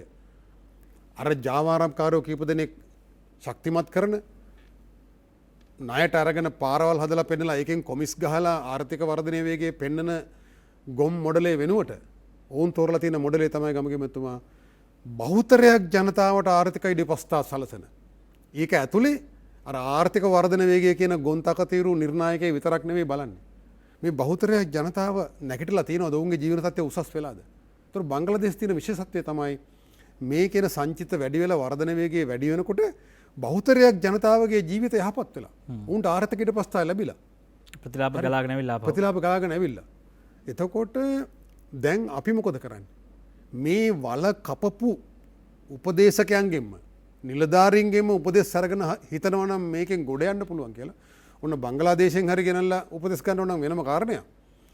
ඉතින් දැන් ආයි මේ හිටපු අයම එක එක කමිටු වලට පත් කරනවා. උපදෙස් දෙන්න කියලා. ඔව් අපේ එහෙම පුළුවන්ද කියන ප්‍රශ්නේ අවස්ථාවට එන්නම් ඉදිරියේදී දැන් අපිට දැන් ඊළඟට එන ප්‍රශ්නේ තමයි දැන් මේ අර්බුදය ආණ්ඩුව යම් ප්‍රමාණයකට තේරුම් ගනිමින් ඉන්නවා නම් ආණ්ඩුව විසින් මොකක්ද මේ විසඳීම සඳහා ගනු ලබන ක්‍රියාමාර්ගය. එක මේ වෙලාවේ සර්වපාක්ෂික සමුළුවක් ඇඳවලා තවත් මේ සම්බන්ධ සහන අයවැයක් හදලා මේ සහන අයවැය ඇතුළෙන් මේ අර්බුදය අපිට ජය ගන්න පුළුවන් නම් ඔබ අපි හැමෝටම කිසි ප්‍රශ්නයක් නැහැ. ඒක දිහා හොඳට බලලා අපිට ඒකට සහයෝගය දෙන්න පුළුවන්. හැබැයි මේ බඳු ක්‍රියාවලියකින් තවදුරටත් රට අරාජික වෙනවා නම් ඒකට අපිට ප්‍රතිචාරයක් තිබේවි. දැන් ඩොලර් අර්බුදය දැන් කීර්ති වික්‍රමරත්න මහත්මයා දැන් හැමෝම කියනවා දැන් අප කඩෙත් කියන්නේ මේ ඩොලර් ප්‍රශ්නයක් කියලා. මම හිතන්නේ සමහර ඩොලර් එකක් දැකලවත් නැතුව ඇති මේ සාමාන්‍යයෙන් ගත්තා මෙහෙම දැකලවත් නැති දෙයක් නෙවෙයි ලොකු කතාවක් වෙලා තියෙන ගමටම. ඔබතුමා කියන මතේ වෙන එකක්. එහෙම එකක් වෙන්න විදියක් නැහැ. මේ රටේ අපනයනයේ තරම් වැටුන්නේ නැහැ තිබුණා. කර්මාන්තශාලා වැඩ කරා. ඔබතුමත් අපනයන ශිෂ්ටයට සම්බන්ධ කෙනෙක්. දැන් මේවා වැඩ කරා රටට ඒවට ඩොලර් එන්න ඕනේ. සමහර වියදම් පාර්ශ්ව අඩු වුණා. දැන් වාහන ගෙන්වීම වගේ කාරණා ආරම්භයේදීම නැති කරානේ. ඒකට දැන් ඒවා එම හැසිරීම් නරකයි කියන්න බෑනේ. එම හැසිරීම් හොඳ වෙන්න පුළුවන්. හැබැයි එම හැසිරීම් හොඳ වෙලා තව පැත්තකින් වාහන ගෙනවද කියලා අපි දන්නේ නැහැ. ඒකට ඒ ඔක්කොම පාවිච්චි කළා. ඒතකොට දැන් මේවා හරහා ඔබතුමාගේ විනිශ්චය අපි ටිකක් කියලා ඉන්න දැන් ඒ අනුව මේ තරම් වෙන්න බෑ කවුරු හරි මීට වඩා වංචාවක් කරේ නැත්තම්. ඒක හොරකමක් සිද්ධ වෙලා තියෙනවද නැද්ද කියන කාරණේ අපිට සාක්ෂි නැහැ අපි දන්නේ නැහැ වා කියන්නේ. අපිට විමසන්න තියෙන්නේ මේ ඔබතුමා කියන එකක් නිසා මම මේ විමසන්නේ. ඔබතුමා ඒක වගකීමෙන් කියනවනම් කියන්න පුළුවන්. ඇත්තටම ගමගෙමැත්තුමා දැන් ඇත්තටම මේ රටේ ජනතාවට තියෙන ප්‍රධාන ප්‍රශ්නය තමයි ආර්ථික ප්‍රශ්නය. එතකොට මේකේ ප්‍රධාන අරමුණ වෙලා තියෙන දැන් මේ වෙනකොට දැන් ජර්මනිය වගේ රටක් ගත්තොත් එහෙම යුරෝපයේ අනිත් රටවල් ගත්තොත් මම හොඳට දන්න රටවල් ඒ වගේ ඡන්දයක් තිබ්බහම ඊට පස්සේ ඒ පත්වෙච්ච ආණ්ඩුව පළවා හරින්න මිනිස්සු පාරට බහින්න එහෙම කතාවක් නැහැ. මොකද හේතුව තමයි මේක මේ දේශපාලන පක්ෂයන් මේ අපේ රට ගැන අපි දුර කතා කරන්නේ. දැන් ජර්මනිය නම් මොන පක්ෂේ බලයට ආවත් අනිත් තියෙන සියලුම පක්ෂ බලන්නේ ඒගොල්ලන්ගේ තියෙන වැරදි හදා ඒගොල්ලන්ට ඉදිරියට කරගෙන යන්න ඒගොල්ලන්ගේ කාලය තියෙනකල්. මොකද අපි අවුරුදු 5කට කවුරු හරි පක්ෂයක් බලයට ගේනවා නම් ඒගොල්ලන්ට කාලයක් තියෙන්න ඕනේ යම් දෙයක් ක්‍රියාත්මක කිරීමට. එතකොට ඒ රටට තියෙන ආදරේ නැති වුනහම තමයි පහුවෙදා ඉඳලා උද්ඝෝෂණ කරන්නේ. මොකද උද්ඝෝෂණය කළා ලෝකෙ දිනපු රටක් නැහැ. උද්ඝෝෂණයක් කියන්නේ මොකද්ද මේ මිනිස්සු වැඩ කරන්න තියෙන මිනිස්සුන්ට තියෙන කාලය සහ ශක්තිය සහ ඒ වියදම් ටික ඔක්කොම වැඩි කරගෙන විනාශකාරී වැඩක් නේ කරන්නේ. අපි උද්ඝෝෂණයක් හරි මොකක් හරි කියනවනේ ස්ට්‍රයික් එකක් කියනවා. හදාගන්නේ හොඳ තත්ත්වයක් නම් කමන්නේ. ඔව් ඒක එන්න බෑනේ. මොකද අපි වැඩ කරලා තමයි මේක ජයග්‍රහණය කරන්න පුළුවන්. එතකොට දැන් ජර්මනිය මට මතකයි මම ජර්මනි ඉගෙන ගන්න කාලේ ලොකු විවාදයක් ගියා එක දවසක් නිමාඩු දෙන්න. ඒක විශේෂ නිමාඩු දවසක් කරන්න කියලා කිව්වහම මුළු ජනතාව දෙකට බෙදුණා ඒ අවස්ථාවේදී. ඒ කියන්නේ දැන් අපි ලෝකේ වැඩිම නිමාඩු තියෙන රට. එතකොට ඒ රටේ ලෝකේ අඩුම නිමාඩු තියෙන රටක් එක දවසක් නිමාඩු තියෙනම මිනිස්සු මේ කියන්නේ ගොඩක් කට්ටිය කිව්වා නෑ එහෙම නිමාඩු දුන්නට අපිට මෙච්චර අපේ ප්‍රොඩක්ෂන් එක මෙච්චර අඩු වෙනවා මේ රටේ. ඒක නිසා අපිට නිමාඩු අවශ්‍ය නෑ කියන ලොකු පිරිසක් හිටියා. ඉතින් දැන් මේ රටේ මොකද්ද කරන්නේ මේ ඡන්දයක් ඒ කියන්නේ මිනිස්සුන්ට අවශ්‍ය නෑ මේ දේශපාලනඥයන්ට අවශ්‍ය වුණාට මේ බලපෙරලියක් මිනිස්සුන්ට අවශ්‍ය රට දිනවන්න. ඒ කියන්නේ ආර්ථිකය දිනවන්න. එතකොට මෙතෙක් ඉතිහාසයේ මම දැකලා නැහැ දේශපාලන පක්ෂයක් රටක් දිනවන්න දෙයක් ගැන පාර්ලිමේන්තුවත් කතා කරනවා. හරි? ඉතින් ඒ කියන්නේ දේශපාලන කණ්ඩායම් වලට අවශ්‍යයි බලය, කියන්නේ බල පෙරලියක්. අනුන්ගේ බලය ජනතාවට අවශ්‍යයි රටේ පෙරලියක් දකින්න. රට මිනිස්සුන්ට ඔව් මම දකින්න මම ව්‍යාපාරිකයෙක් හැටියට මම කර්මාන්තකරුවෙක් හැටියට මම දකින්නේ මගේ රටේ අපේ දරුවන්ට අනාගතයට බියකින් තොරව හොඳට ජීවත් වෙන්න. වෙන දෙයක් නෙමෙයි. එතකොට ඒක ගැන කවුද කතා කරන්නේ? කවුරුත් මේ මොහොතේ කතා කරන්නේ ඒක පක්ෂ දැන් මේ මම දැන් අවුරුදු 25ක් දේශපාලනේ දැකලා තියෙනවනේ මේ රටේ. එතකොට ඒ කිසි වෙලාවක කවුරුවත් කතා කළා නෑ අපි මෙහෙමයි රට ගොඩ නගන්නේ කියලා. එතකොට මම කියන්නේ මේ පාරේ ඉන්න ජනතාවට මේ දුක් විඳින ජනතාවට තියෙන ඕක නෙමෙයි අහන්නේ තමුසෙලා මොකද්ද මේ මෙතෙක්කල් කරේ කියන එකයි සියලු පක්ෂවලින්. හරි මට අදාළ නැහැ ව්‍යාපාරිකයෙක් හැටියට කර්මාන්තකරුවෙක් හැටියට කොයි පක්ෂෙද ඉන්නේ කියලා. හැබැයි අපිට අදාළ වෙනවා උදාහරණයක් හැටියට මම ගිහිල්ලා මේ දැන් මම හොඳ උදාහරණයක් හැටියට දැන් මේ මොහොතේ මේ ඩොලර් නැති හින්දා මේ රටේ කර්මාන්ත විශාල ප්‍රමාණයකට දෙන්න මේ රෝ මැටීරියල් නැහැ ගන්න බෑ පිට රටින්. එතකොට ඒකට අදාළව ඉංජිනේරු සංഘම් සහ මේ ඇත්තටම මේ මහින්ද මැතිතුමත් කියලා අපි එක්කහුව වෙලා අලුත් ව්‍යාපෘතියක් පටන් ගන්නවා මේ මොහොතේ. හැබැයි ඒකට ඇප්‍රූවල් ගන්න ගියාම ඒක දෙන්නේ නැහැ. එතකොට මේ රටේ කර්මාන්තශාලා 300ක් 400ක් වැහෙන්න පුළුවන් අවස්ථාවක අපි ඒක කරලා අපේ ඉංජිනේරු තාක්ෂණය පාවිච්චි කරලා අපේ දැනුම පාවිච්චි කරලා අපේ මුදල් පාවිච්චි කරලා ඒ ප්‍රශ්නේ විසඳන්න හදනකොට මේ ඩොලර් නැති හින්දා ඒ කර්මාන්තවලට ඒ වැලියු ඇඩඩ් ප්‍රොඩක්ට් එකක් ඒ වෙනුවට දෙන්න හදනකොට ඒකට වලකපනවා. ඒ කියන්නේ රජයේ නිලධාරි දන්නේ මේ අපි ගිහිල්ලා කියනවා මේකෙන් මෙච්චර රස්සාවල් මේ රටේ ඉතුරු නැත්තම් මෙච්චර කර්මාන්ත විනාශ වෙන මේ ඩොලර් ටික මේ රටේ ඉතුරු කරගන්න පුළුවන් මේකට උදව් කරන්න කියලා. එතකොට මේ බණ්ඩාර මැතිතුමා කිව්වා වගේ මේ රටේ නිලධාරීන් මොකද්ද කරන්නේ කියන මට තේරෙන්නේ. ඒ කියන්නේ ඒගොල්ලන්ට කවුරු හරි සල්ලි ගෙවනවද මේ රටේ ආර්ථිකය වටන්නේ කියන එකයි මට ප්‍රශ්නේ තියෙන්නේ. මොකද අපි නැත්නම් ඩොලර් හංගන්න. ඩොලර් හංගනනට වැඩිය ඇත්තටම දැන් ඩොලර් නැහැනේ. හංගන්න ඩොලරයක් නැහැ. එතකොට අපි ඒ අවශ්‍ය ඩොලර් ටික මේක නැත්තම් මොකද දැන් අපි කියමු මේ ටයිල් කර්මාන්තය වුණා ටයිල් සෑහෙන ප්‍රමාණයක් ලංකාවෙන් පිටරට යවනවා. එතකොට ලොකු ආදායම් මේ රටට එනවා. ඉතින් ඒ නිලධාරීන් ඒක දන්නවා. එතකොට ඇයි එහෙම තියෙද්දි කවුද නිලධාරීන්ට රජයේ සල්ලි ගෙවන්නේ පඩිය ගෙවන්නේ සාමාන්‍යයෙන්? එතකොට කවුද ඊට වැඩි බලපෑම් කරන්න උගලන් පිරිස් මේ රට නවත්තන්න? දැන් කීර්ති මහත්මයා දැන් අපි කියමු ඉදිකිරීම ශාස්ත්‍රය කඩා වැටලා. ඉදිකිරීම ශාස්ත්‍රය දැන් ඊට පස්සේ ඒ විතරක් නෙවෙයි ලිපි කඩදාසි මේ සමස්තයම අඩු ගානේ පාසල් ළමයාගේ දැන් දෙමාපියන්ගේ සැකයක් ඇති වෙනවා ඉදිරියේදී විභාග පවා පැවැත්වීමට කඩදාසි නැති වෙයි කියන කාරණේ. ඒ කියන්නේ මේ අධ්‍යාපනය සෞඛ්‍ය සහ අනිකුත් ආහාර පාන විතරක් නෙවෙයි බේත් හේත් විතරක් නෙවෙයි මේක විශාලත්වය අපිට පේන්න ඕන. දැන් තමයි අපිට දැනෙන්න ඕන අපි කොයිතරම් දුරට පරාදීනද කියලා. ඒ කියන්නේ ඒතකොට දැන් මේකට උත්තරේ එපැයි. ඒක ගමගේ මැතිතුමා මේක ඇත්තටම අපේ පැරැන්නෝ ඇත්තටම මේ උදේ නැගිට්ටෙත් නින්දට ගියෙත් සියලු සත්වයෝ නිදුක් වෙත්වා කියලානේ. දැන් අපේ සමාජයේ තනිකරම ආත්මාර්ථකාමී පිරිසක් බවට පත් කරලා තියෙනවා. ඒකයි ඊ타මත්ම භයානක තත්ත්වයක්, ඊ타මත්ම නරක තත්ත්වයක්. ඒ දේ නිසාම යම් කල්ලි කණ්ඩායමට පුළුවන් මේ රට තවත් ආර්ථික වටලා අර මේ බණ්ඩාර මැතිතුමා කිව්වා වගේ මේක තනිකර අමුසොහුණක් කරන්න. එතකොට ඒකෙන් වාසි වෙන පිරිස් ඉන්නවා. අපි කියමු මොනවා හරි ඩ්‍රග් මාෆියායකට හෝ නැත්තම් පාතාලයට ඒ වගේ නැත්තම් මේ රට විනාශ කරලා අපිට අයිති කරගන්න ඕනේ කියන පිරිස් වලට ඒක ඉතාමත් වාසිදායකයි. ඒක අර මේ කුඩු බිස්නස් එකෙන් පොඩි කුඩු ටිකකින් ලොකු විශාල විනාශයක් කරන්න පුළුවන් ඒ වගේ තමයි. එතකොට එහෙම පිරිස් වලට මිසක් එහෙම නැත්තම් අපිට ඇත්තටම මේ මොහොත වෙනකොට අපි සාමාන්‍ය ගණන් හදලා බැලුවාම මේ මාස 4-5කට අවශ්‍ය ඩීසල් මේ වෙනකොට ගෙවල් වල තියෙන්න ඕනේ. එතකොට ඒ දේ වෙන්නේ මොකද මේ සමස්ත රටේ ආර්ථිකය කඩා වැටෙනවනේ. එතකොට මේක මිනිස්සු තේරුම් ගන්න නැතුව කරනවා වෙන්න පුළුවන්.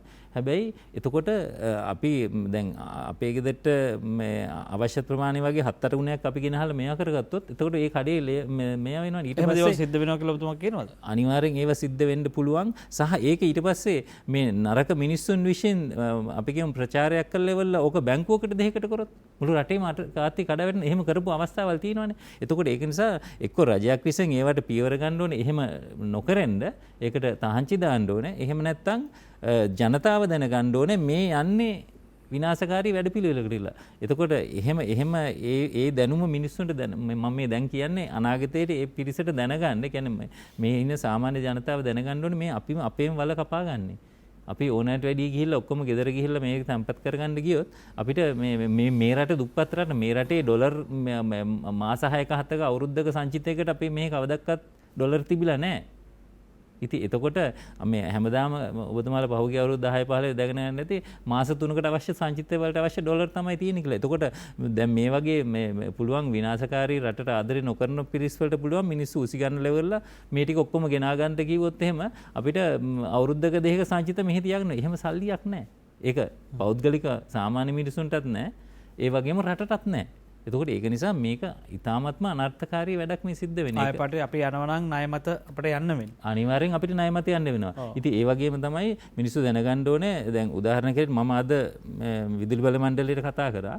මම කිව්වා එතන උසස්ම නිලධාරීන්ට කතා කරලා ඔබතුමාලා විදුලිය මේ කප්පාදු කරනකොට මේක ක්‍රමවේදයක් යනුව කප්පාදු කරන්න. මොකද දැනට මේ මොහොතේ CB එකට ඩීසල් ගහන්න හෝ ගල්ලංගුරු ගේන්න අවශ්‍ය වෙන ඩොලර් ටික ගේන්නේ මේ එක්ස්පෝර්ට් කරන කර්මාන්ත හරහා.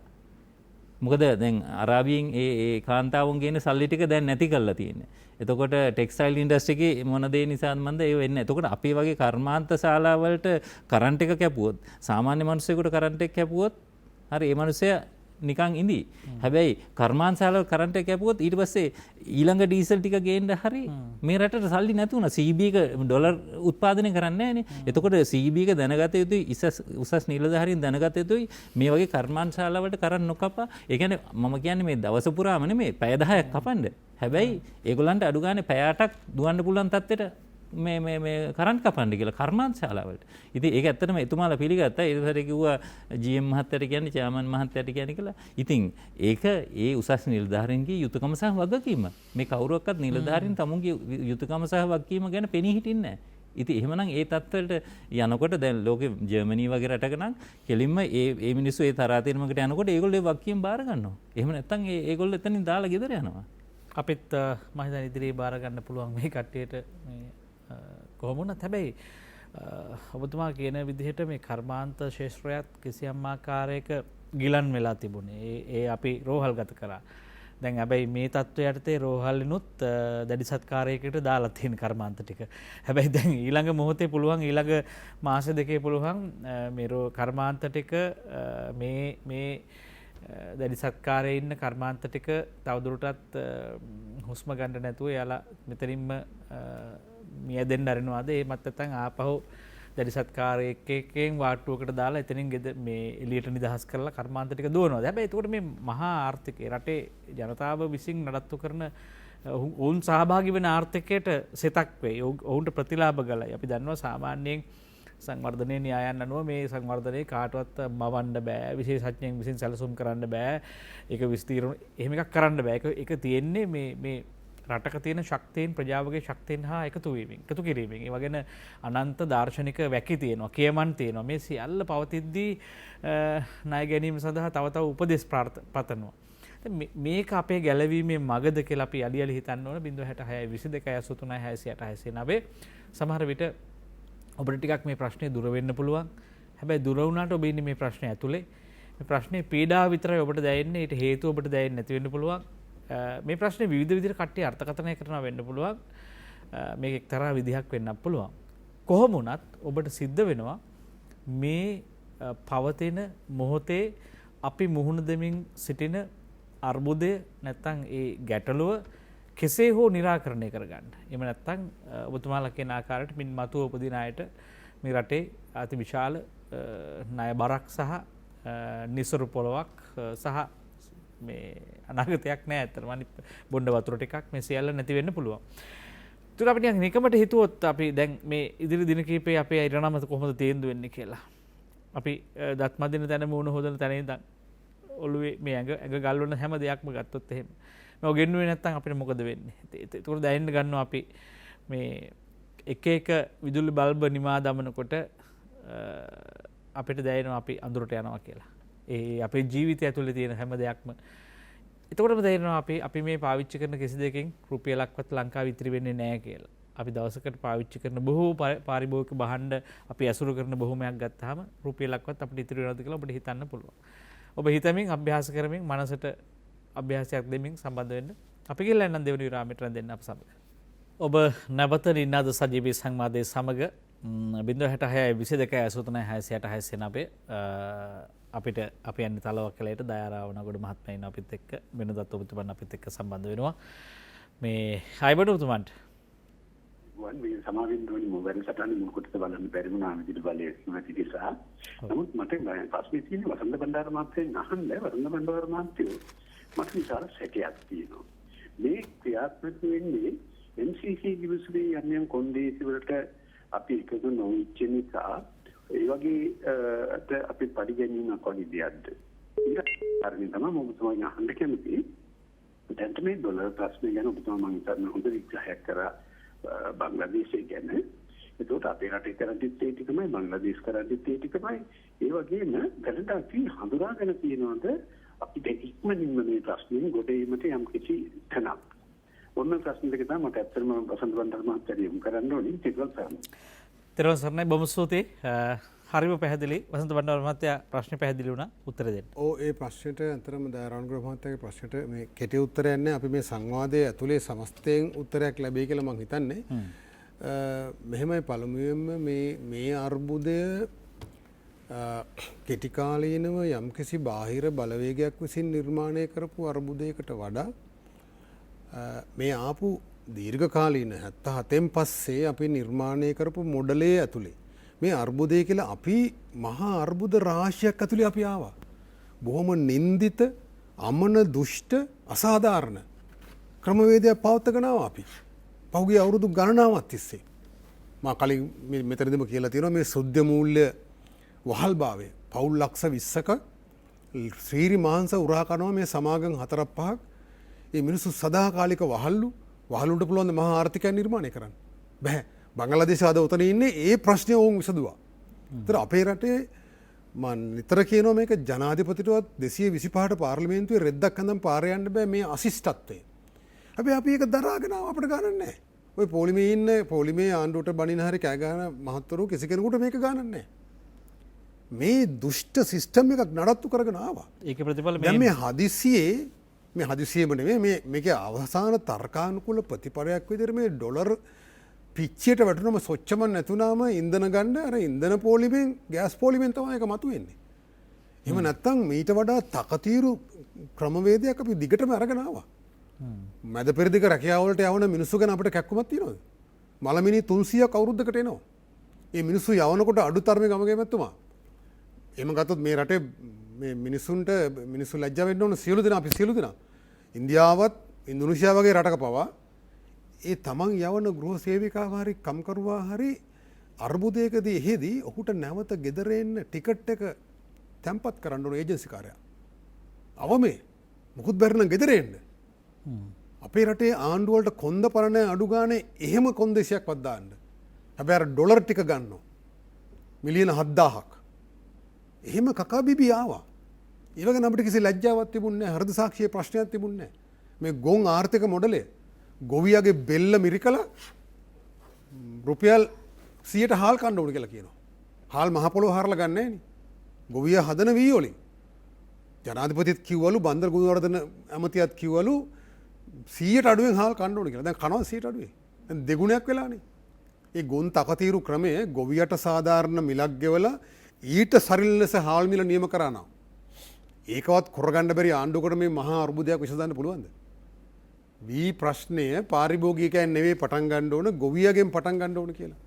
ගොවියට පවතින්න පුළුවන් ගොවිතන ආකර්ෂණය වෙන්න මේ මිනිස්සුන්ට ජීවත් වෙන්න පුළුවන් මිලක් වී වලට ගෙවන්න ඕන කියලා මහා රට හඬනගලා කියලා තියෙනවද? දැන් ජනාධිපතිගෙ ඉඳලා කිව්වේ 100ට අඩුවෙන් කන්න ඕන මොනවද දෙයිහාමුදුරුවෝද කිව්වේ 100ට අඩුවෙන් හාල් කන්න කියලා. ඒතර මේ එක දෙයක් මම මේ කියන්නේ. සමාවෙන්න අමතුමක් යන්නට යනවා අපි හොරණින් අබේසිංහ මහත්මයා ඉන්නවා අයබඩ ඔබතුමන්ට. ආයිබෝන්. ඔව්. ඔබතුමා ගැටලුව මම කීර්ති මහත්මයා ගැන බොහොම සන්තෝෂයි මේ දක්වන අදහස් ගැන. ඒ වගේම මට ඇත්තටම මේ වසන්ත බණ්ඩාර මහත්තයාගේ දේශන අපි එදා ඉඳන්ම හරිම ආසාවෙන් එහුම්කන් දුන්නා. ඉතින් ඇත්තටම වසන්ත බණ්ඩාර මහත්තයාම අහන්න තියෙන්නේ අපි ලොකු වෙනසක් බලාපොරොත්තු වෙන්නේ. මේ තියෙන සියලුම වැරදි අපිට වැරදි අපේ තාත්තලා 100 ඉඳන් ගත්ත වැරදි තීරණවල විනාල 63 ලක්ෂයක් ලෙස අපි මේ ගිය ඡන්දේ පාවිච්චි කරන්න හිතාගෙන තමයි ගෝඨාභය මහත්තයා ඡන්දෙ දුන්නේ. ඒකට එතනදී අපි ඔබතුමාගේ කුමාරතුංග මහත්මයාගේ දේශන හරිම ආසාවෙන් අහගෙන අපි මේ ලොකු උද්‍යෝගයකින් ඡන්දේ භාවිතා කළා.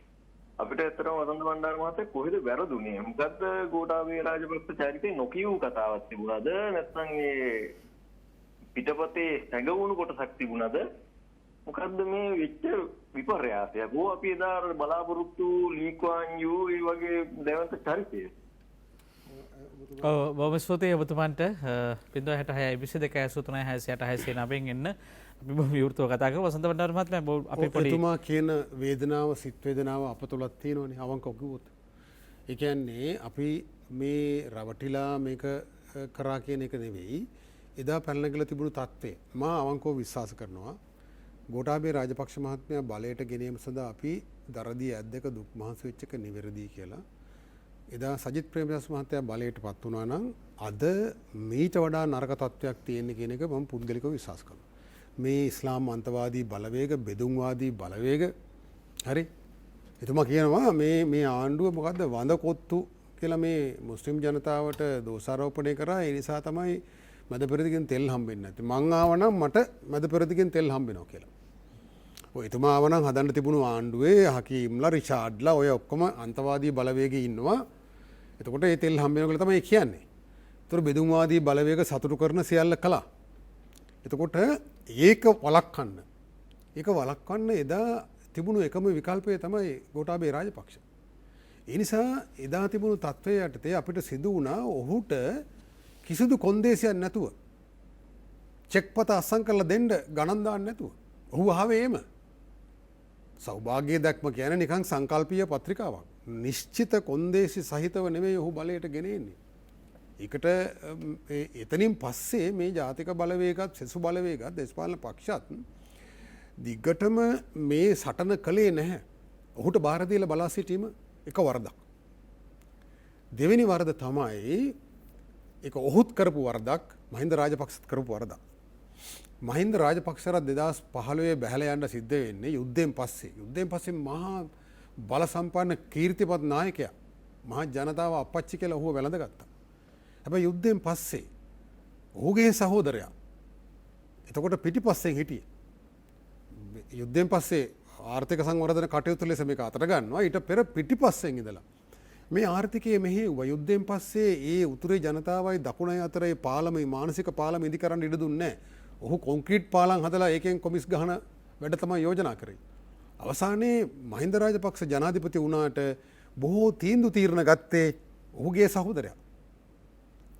එදා මහින්ද රාජපක්ෂට වලකපු සහෝදරයාම තමයි අද ගෝඨාභය රාජපක්ෂ මහත්තයාටත් වලකපන්න කියලා. මම එක පුද්ගලයෙකුට දොස් කියලා මේක බේරන්න හදනව නෙමෙයි.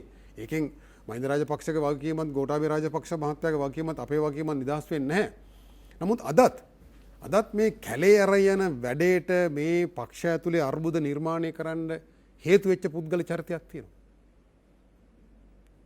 ඒ පුද්ගල චරිතයේ වගේම ඔහුගේ සංගයා තව හිටියා භාණ්ඩාගාරයේ හිටපු ලේකම් කෙනෙක්. ඊට පස්සේ ජනාධිපති ලේකම් වුණා.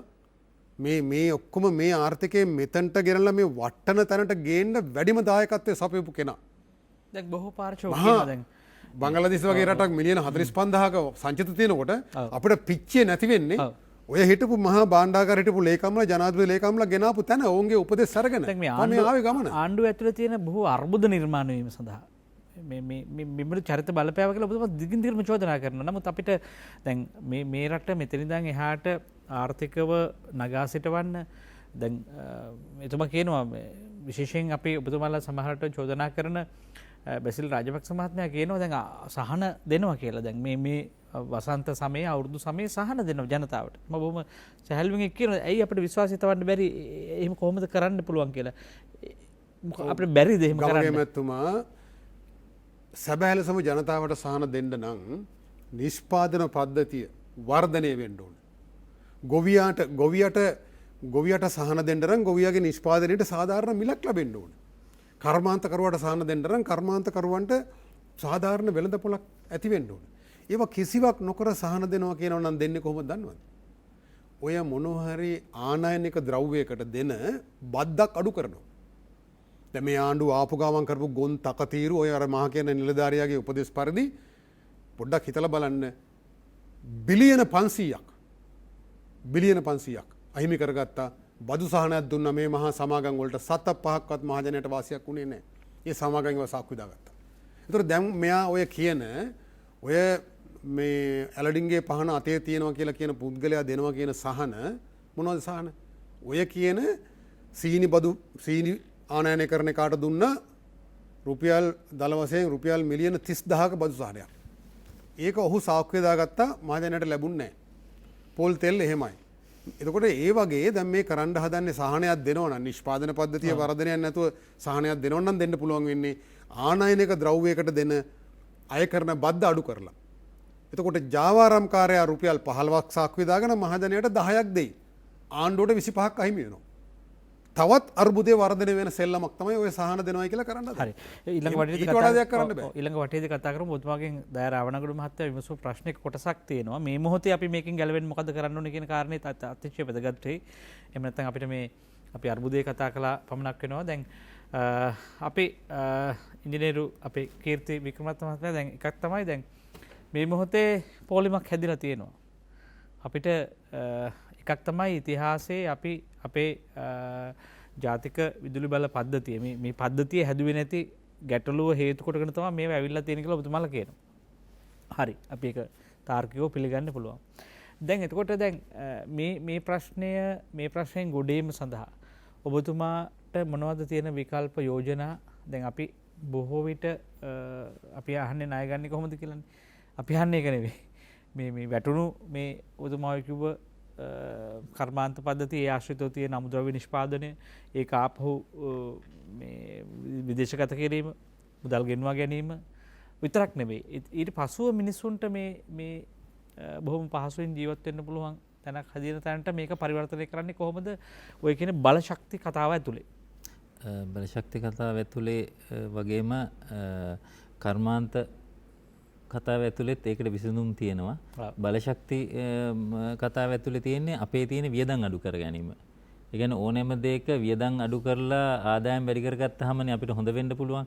ඒ කියන්නේ අපේ රට දියුණු වෙනවා නම් අපේ මිනිස්සුන්ට අවශ්‍ය වෙන්නේ දේශපාලන කතිකාවක්වත් වෙන අරගල නෙමෙයි කාලා බීලා සන්තෝෂෙන් ජීවත් වෙන්න. අපේ මිනිස්සු ලොකු මාලිගා හදන්න එහෙම අදහසක් තියෙන මිනිස්සු නෙමෙයි. එතකොට ඒ අවමේ දෙන්න බෑ කියන්නේ ඇත්තට මේක අති විශාල විනාශයක්.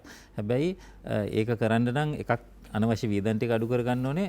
ඒ වගේම ආදායම් ටික උත්පාදනය කරනවා. එතකොට බලශක්ති ක්ෂේත්‍රය හරහා කරන්නේ මේ තියෙන අනවශ්‍ය වියදම් ටික අඩු කර ගැනීම. එතකොට එතෙන්දී පුනර්ජනනීය බලශක්ති කියන එක ඉදිරියට එන්නේ කොහොමද දැන් සමාවෙන්න මම වියදම් අඩු කිරීම කියන කාරණේ තාර්කිකව හරි. හැබැයි දෛනිකව අපි මේ රට මේ ටිකක් නව තාක්ෂණයත් එක්ක ඉස්සරහට යනකොට දෛනික බලශක්ති පරිභෝජනය වේගයෙන් වැඩි වෙන්න පටන් ගත්තා. දැන් අපි නිකන් රටක් ඇති වෙනකොට මේ රටේ නිෂ්පාදන ඇතැම් කර්මාන්තශාලා ඉදි වෙනවා, නගර ඉදි වෙනවා, තව සුව පහසු, ඒ කියන්නේ සන්තෝෂය සඳහා සංචාරකයන් බොහෝ ඉදිකිරීම් තියෙනවා. අඩු ගානේ එක පුද්ගලයෙකුට පරිභෝජනය කරන්න තියෙන විදුලි ඒක ප්‍රමාණය වේගෙන් ඉහළ යනවා. ශීතකරණය වෙනවා, තව සුව පහසු බඩමුට්ටු වෙනවා. ඒතකොට දැන් මේ වේගයට අපිට උත්තර හොයන්න පුළුවන්ද? අනිවාර්යෙන් ඉතිරි කර ගැනීම විතරක් ඇතුලේ බැරි වෙනවනේ මේකට. නෑ අපිට ඉතිරි කර ගැනීම හරහා පුළුවන් වෙනවා කියන්නේ ඇත්තටම බලශක්තිය මෙගාවට් 300ක් 400ක් වගේ ප්‍රමාණයක් අපි සියලු දෙනාම හරියට පටිත කරගත්තොත් අපිට ඉතුරු කිරීම හැකියාව තියෙනවා. උදාහරණයක් ඇටියට LED බල්බ් එකටම ගියොත් අපි CFL සහ අනිත් ෆ්ලෝරසන් බල්බ් සහ මේ ඉන්කැන්ඩසන්ට් බල්බ් කියන ඒවායින් පරිබාහිරව ගිහිල්ලා අර LED බල්බ් එකට efficient දැන් ඕන තරම් ව්‍යාජ දේවලුත් මේ රටේ මේ මොහොතේ තියෙනවා. ඒ රෙන්න හරි දේවල්ට ගියොත් අපිට එතන සෑහෙන ඉතුරුවක් කරගන්න පුළුවන්. මෙගාවට් 300ක වගේ ප්‍රමාණයක් පුළුවන් කියන එක මම නිකන් සාමාන්‍ය දල හැඟීමෙන් මම කියන්නේ. එතකොට ඊට අමතරව අපිට ඇත්තටම මේ හයිඩ්‍රෝ පවර් සෑහෙන ප්‍රමාණයක් මේ රටේ කරන්න පුළුවන්. මම හැමතිස්සෙම කියන දේ ඉතිරීම සහ උත්පාදනය. ඔව් උත්පාදනය කරන්න පුළුවන් අතිවිශාල ප්‍රමාණයක්. දැනට අපි ඒක කරන්නේ නැහැ. උදාහරණයක් හැටියට අපේ මේජර් හයිඩ්‍රෝ ටික අපි කිසිම ආකාරයක හරි ස්ටඩි එකක් කරලා හරි ආයතනකින් ඒක කන්ට්‍රෝල් වෙන්නේ නැහැ. අපි ඔහේ සොරවූ ටික ඇරලා දානවා අවශ්‍ය කෙනාට ඒක කරන්න පුළුවන් කවුරක්වත් වගකිය යුත්තේක් නැහැ. හරිනම් ඒකට කැබිනට් කමිටි එකක් වගේ එකක් දාලා ඒ ගැන ස්ටඩි කරලා ඒ කොහොමද මේක වෙන්නේ ඒ වගේම අපිට දත්තෙන් රැස් කරන්න පුළුවන් අද කාලේ මේ කවද්ද කොයි කාලෙද කොහෙටද වහින්නේ කියන ඒ වගේ බොහොම සුළු විදිහට අපිට මේ සීළු දේ දැනගන්න පුළුවන් අද තියෙන තාක්ෂණ අනුව.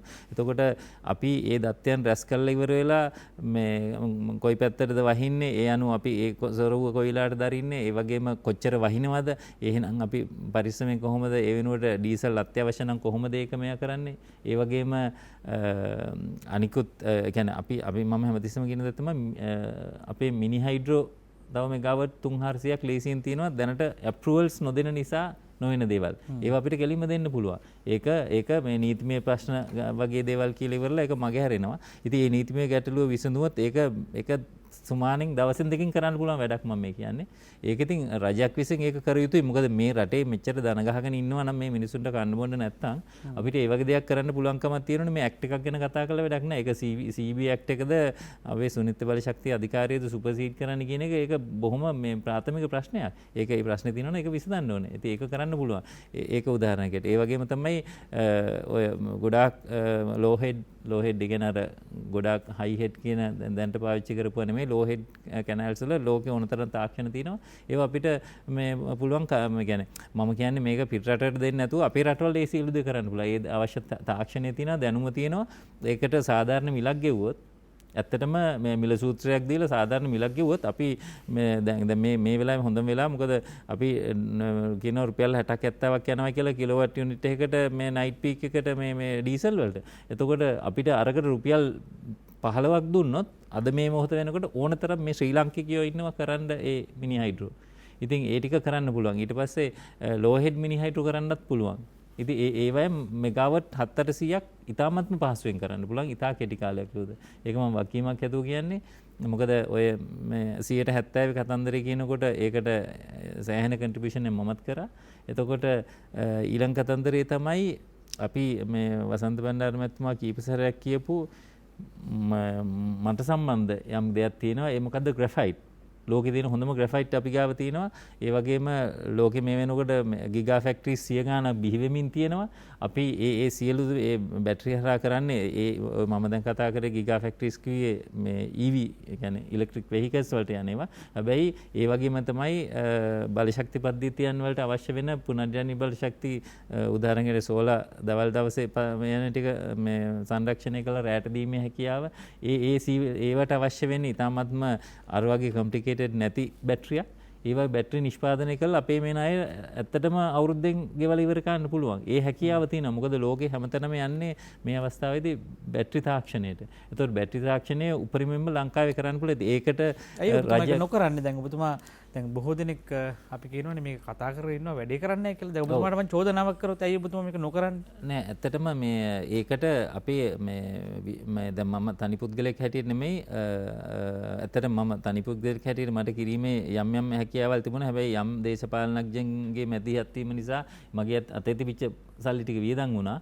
ඉතින් ඒක නිසා මට ඒවා නැත්තම් පිටරටින් ඒ තාක්ෂණ අරගෙන මට කිරීමේ හැකියාව තිබ්බා. හැබැයි දැන් අද මේ වෙනකොට ඒවා ගැන මෙම වෙනස් වෙලා ඒ වගේම මම කියන්නේ අපි පිටරටටම අත යොමන්න ඕනේ නැහැ. මේ රටේ විශ්වවිද්‍යාල තියෙනවා ලෝකේ ඉතාමත්ම විශිෂ්ට ගණයේ සරලවම කිව්වොත් ඔබතුමාට අවශ්‍ය සහාය ලැබෙන්නේ නැද්ද මේ රටේ? ඔව් ඒක ලැබෙන්නේ නැති එක ලොකු ප්‍රශ්නයක් වෙලා තියෙනවා. ඒ වගේම මම ඒ දවස්වල මම බලශක්තියේ ඉඳද්දි මම ඇත්තටම CB එකේ මහතුරන්ට කිව්වා මෙච්චර ලෝකේ වටිනාම ඛනිජ සම්පතක් මගේ පෞද්ගලික සම්බන්ධකමක් උඩ තියෙනවා. අපි එක්කහුවිලා ලෝකෙට අවශ්‍ය බැටරි හදමු. ඒක EV බැටරියක් වෙන්න අවශ්‍ය නැහැ. අපි සෝලාර් බැටරියක් හදමු. මොකද ඒක හැදුවා නම් අපේ මේ ඩොලර් බිලියන 65 හෝ 70 කියන එක ඇත්තටම අවුරුද්දක් හමාරක් ඇතුළත අපිට හම්බ ගන්න පුළුවන්. මොකද එච්චරම බැටරි වලට ලෝකේ අවශ්‍යතාවයක් තියෙනවා. ඉතින් ඒ දේ කරන්න පුළුවන්. ඒ වගේම තව ඛනිජ සම්පත් විශාල ප්‍රමාණයක් තියෙනවා මේ රටේ අපිට හරියට පාවිච්චි ගන්න පුළුවන්. ඒක ඉතාමත්ම පහසුවෙන් කරන්න පුළුවන් දේවල් ඒ දේවල්. ඉතින් ඒකට පහසුකම් සැලසීම මේ වසන්ත බණ්ඩාර මැතිතුමා කීපතාවක්ම විවිධ තැන්වලදී ඒ ගැන ප්‍රකාශ කරා. උදාහරණයකට අපි දැනට ඩිවෙලොප් කරලා තියෙන ග්‍රැෆීන් කියන එක. ග්‍රැෆීන් කියන එක ලෝකයේ ක්ෂේත්‍ර විශාල ප්‍රමාණයකට බලපාන සහ ග්ලෝබල් වෝමින් කියන එක නවත්තන්න පුළුවන් වන්ඩ මැටීරියල් එක තමයි ග්‍රැෆීන්.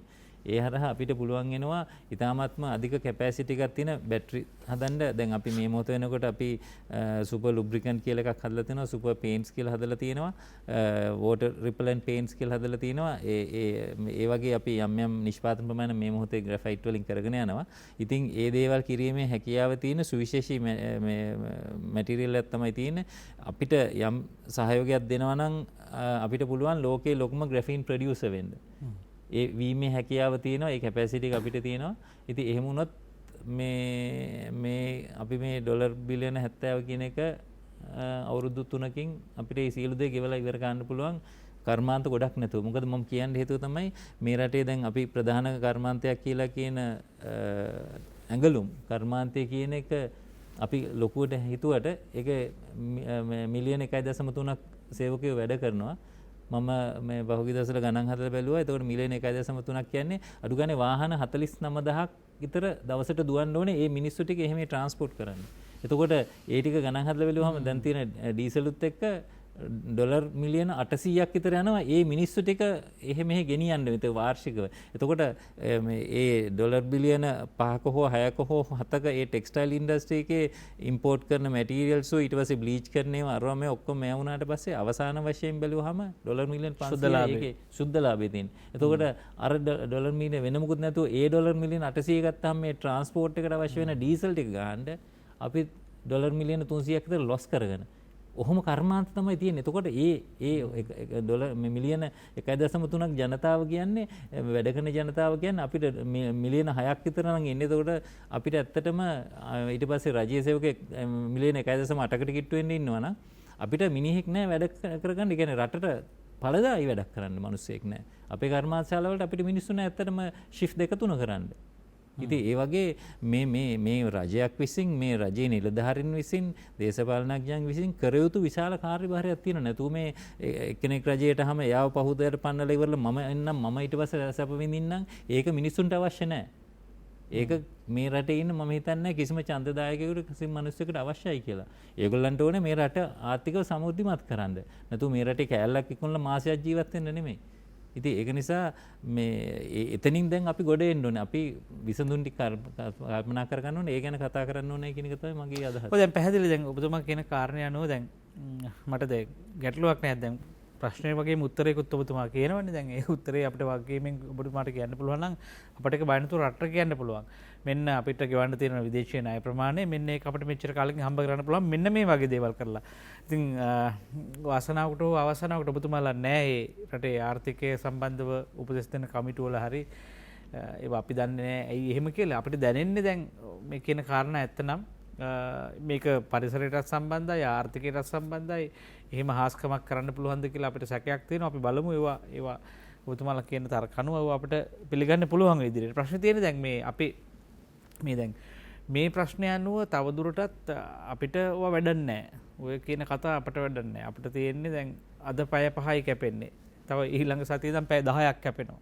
දැන් මෙහෙම ගිහලා අපිට මේ අවකාශය කියන්නේ ආලෝකය ඉවත් වෙලා අඳුර ළඟා වෙනවා. ඒ කියන්නේ ආලෝකය අහිමි වෙලා අඳුරෙම ඉන්න වෙනවා. හැබැයි ඒකට දැන් මේක ඇතුලේ තව ප්‍රශ්න ගොඩක් එනවනේ. දැන් ඔබතුමා දැන් වසන්ත මණ්ඩල මහත්තයා අපිට දැන් මේ අපි ලොකුවට අපනයන ශේෂ්ත්‍රය ගැන කතා කරනවා. එතකොට අපිට දැන් රෙදිත් පිටින් ගෙනල්ලා නූලුත් පිටින් ගෙනල්ලා බොත්තමත් පිටින් ගෙනල්ලා අපි මේ ඒක මේ සකස් කරන එක තමයි මේ කරන්නේ. මහාන එක හරි බොත්තම් අල්ලන එක හරි. දැන් මෙහෙම කරලා යවපුවාම අපිට ලොකු ආදායමක් ආවා වගේ පේනකොට ඔබතුමා කියන තර්කයට අනුව ඒකේ වියදම අඩු කරපුවාම අපිට දෙයක් නැහැ වගේ. දැන් මෙහෙම ආර්ථිකයක් නම් අපි මෙතෙක් කල නඩත්තු කරේ මේ උත්තරේ හරිනේ. ලැබිලා තියෙන තත්ත්වය හරිනේ. ඒතකොට දැන් අපිට මෙතනින් එහාට යන්න. දැන් මේ තියෙන්නේ තවදුරටත් විදුලිය අහිමි වෙන කාලේ නම් ඉස්සරහට එන්නේ. බලශක්තිය අහිමි වෙන කාලේ නම්. ඒතර මේ කාලය ජය ගැනීම සඳහා පුද්ගලයෝ ගෙනීම අතර තියෙන සම්බන්ධය මොකක්ද? ඒ පුද්ගලයෝ අලුතෙන් බලයට පත් වෙන අයට සැලැස්ම මොකක්ද? ඒවා මේවර විභාග කිරීම විනිශ්චය කිරීම අතිශය වැදගත් වෙයි. අපිට වැඩක් නැහැ බලයට කවුරු ආවත් අපි මාධ්‍යයක් අපිට තියෙන ජනතාවට සාධාරණ දිනාදීම පිණිස යුක්තියට කිරීම පිණිස ජනතාවගේ පාර්ශව ඉඳන් යම් හඬක් නගන එක යම් බලපෑමක් කරන එක. ඒ නිසා අපි අපේ හැමදාම කැමති අපේ සේවාව කරන්න. අපි පොඩි කාලයක් හැවිල්ලා තියෙනවා අපිට විරාමයකට යන්න. ඒ නිසා ඒ තුනේ දැන් මේ කතා බහ ඇතුලේ අපේ භූමිකාව මොකක්ද හෙට දවසේ? සමහර විට මේකේ සමාජීය ව්‍යසනයන් බොහොමයක් නිර්මාණය වෙලා තියෙනවා මේ අර්බුදය ඇතුළේ ඔබ හිතන්න. ගමට එන ගෑස් ලොරියට පොළු වලින් පහර දෙන්න ඒ පෝලිං වල මරා ගන්න. දැන් මේ ගෑසුත් අපේ නෙවෙයි තෙලුත් අපේ නෙවෙයි. හැබැයි අහිමි වෙන ජීවිත අපේ. කාට හරි දරුවෙකුට අම්මෙක් කාට හරි දරුවෙකුට තාත්තෙක් අහිමි වෙනවා. ඒතකොට දැන් මේ දරුවා අපෙන් අහන දේ මොකද්ද? මේ අර්බුදයේ ගමන් කරලා තියෙන තැන් හරි බරපතලයි. සමාජීය දෙදරා යෑම කඩාවැටීම. මේවා ගැනත් අපේ සාකච්ඡාවක් අවශ්‍යයි. සමාජයේ අපි යනවා විරාමයට රැඳෙන්න අප සමග. ඔබ නැවත නින්නාද සජීවී සංවාදයේ සමග අපි සත්‍ය ඔබට කියනවා කියලා කතා කළාම අපිට ජීවිතේ අපේ මනස සාමාන්‍යයෙන් අසත්‍යයට පුහුණු කරලා තිබුණොත් අපේ ජීවිතේ මිත්‍යාවටම අපි හුරු වෙලා තිබුණොත් සමහරට සත්‍ය මිත්‍යාවසේ පෙනෙන්න පුළුවන්. ඒ මනස බාර ගන්න මනසට දෙන සංඥා තමයි ආපහු මනස එයා ඇතුලේ හැසිරෙන්නේ. ඒ නිසා අපි ටිකක් බලන්න ඕනේ ඉදිරියේදී අප වටා පසුගිය කාලයේම වැඩුණේ මිත්‍යාවන්, බොරුව, අසත්‍ය. එතකොට මේ නිසා තමයි අපි සත්‍ය සෙවීමේ, සත්‍ය කියාදීමේ, සත්‍යයට ජනතාව පුහුණු කිරීමේ යාන්ත්‍රණයේ ක්‍රියාන්විතය ඇතුලේ මේ අපි හැසිරෙන්නේ. අපේ ජීවිතවල, ඔබේ ජීවිතවල තියෙන සංවේදනා කතා බොහෝමයක් තියෙනවා. මේ පහුගිය කාලේ මේ ඇතිවෙච්ච ගෑස්, මේ තියෙන සහ මේ තියෙන බලශක්තිය, විදුලිය හා සම්බන්ධ ඇතිවෙච්ච කතාවලදී ඔබ ගොඩක් රිදුනේ එතනින්. වසන්ත බණ්ඩාර මහත්මයා දැන් මේ ප්‍රශ්නේ ඔබතුමා කලින් කිව්වා වගේ මේ වැඩිපුරම රිදෙන්න ගත්ත එතනින්. අනිත් ඒවා පොඩ ඉවසගෙන හිටියා. කිරිපිටි පවා නිකන් බැන්න තමයි. නමුත් මේ කිරියක නැතුව අපිට ඉන්න පුළුවන් වාය කියලා එකක් හදාගත්තා. ඒක හොඳ තත්ත්වයක් වෙන්න පුළුවන්. හැබැයි දැන් ඇත්තටම මේ තව ප්‍රශ්න වලදී දැන් බෙහෙත් ටික නැති වුණොත් ඉන්න බැරි වෙනවා. අපිට ගේන බෙහෙත් ටික එහෙමත් නිර්මාණය වෙන්න පුළුවන්. දැන් ඉස්සරහට ඖෂධ සැල්වල මේ පෝලිං ඇති වෙන්න පුළුවන්. මිනිස්සු සැක් කරනවා. දැන් මේක ටිකක් මේ පෝලිං යුගය අවසන් කරන්න ඕනේ කියලානේ අපි කියන්නේ. පෝලිං යුගය අවසන් කරන්න ඕන නම් දැන් මේ සර්වපාක්ෂික සමුළුව, මේ දේශපාලන සහයෝගීතාවය අපිට වර්ධනය කළොත් මේ අපි නිර්පාක්ෂිකව මම හිතන්නේ මේවා සාකච්ඡාවට අරගෙන මේකට එහෙම විසඳුම් ලැබීමේ හෙවීමේ ක්‍රියාවලියකට මේ වෙලාවේ ආණ්ඩුව ගිහිල්ලා තියෙනවා. ඒකේ හොඳ නරක පැත්තේ තියෙන්න පුළුවන්. අපි දන්නේ නැහැ ඒවා. ඒත් ඔබතුමාට අනුව මේක ඒක ඊට එහා විකල්ප විසඳුම් තියෙනවද? කොහොමද මේ පාරවල් අපි තෝරගන්නේ? මෙතනින් එහාට මොනවද මේ හදිසියේ කරන්න පුළුවන් යෝජනා? ගමගේ මැතිතුමා මෙහෙමයි. මම මේකේ මේ පැතිකඩ කීපයක්, අපි මරණ 3ක් නෙවෙයි, මේක මරණ 5ක් මේ හතේ තියාගෙන පැණිකෑය වගේ තමයි මේ ආණ්ඩුව මේ අඳුරේ අතපත ගාමින් යන්නේ. ආණ්ඩුව එක පැත්තකින් ආණ්ඩුව පිළිගන්නේ නැහැ. අපිට පේන්න තියෙනවා මේ අර්බුදය ඉන්දියාවෙත් නැති, පාකිස්තානෙත් නැති, බංගලාදේශෙත් නැති මේ අර්බුදය මෙතන තියෙන්නේ ඇයි කියලා. කොවිඩ් වසංගතයේ ඒ හැම රටකටම බලපෑවා. කොවිඩ් නිසා වර්ධනයේ මේ අර්බුදය ටිකක් කලින් ආවා කියන එක වාදයක් නැහැ. හැබැයි මේ කෙටි කාලීනව මේකෙන් ගැලවෙන්න ගන්න පියවර ගත හැකිවන්නේත් ගත යුතු වන්නේත් මේක පිළි අරගෙන දැන් අපි නරකම තැනකට ඇවිල්ලා තියෙන මේ මඩ ගොහරුවේ පීනමින් සියලු දුෂ්ට අමන අසාධාරණ දේවල් කරමින් මේ ආර්ථික මොඩලේ නඩත්තු කරන් ඇවිල්ලා දැන් යන්න බෑ කියලා පිළිගන්න ඕන. ඒ සම්බන්ධයෙන් ආණ්ඩුවේ සාධනීය පිළිගැනීමක් නැහැ. දැන් සර්වපාක්ෂික සමුළුව හැදුවේ මේවා නිර්ධ කරන්න නම් ඒ පිළිගැනීම තියෙන්න එපයි. මම ඊපෙරද වෙනත් නාලිකාවකත් කිව්වා මේ කතාව. මට ඒ සර්වපාක්ෂික සමුළුව දැක්කම මතක් වෙන දේ. අර පිටකොටුවේ රැට බස් එකක නගින්න ඉන්නකොට බොහොම ලස්සන කතා අහන්න පුළුවන්.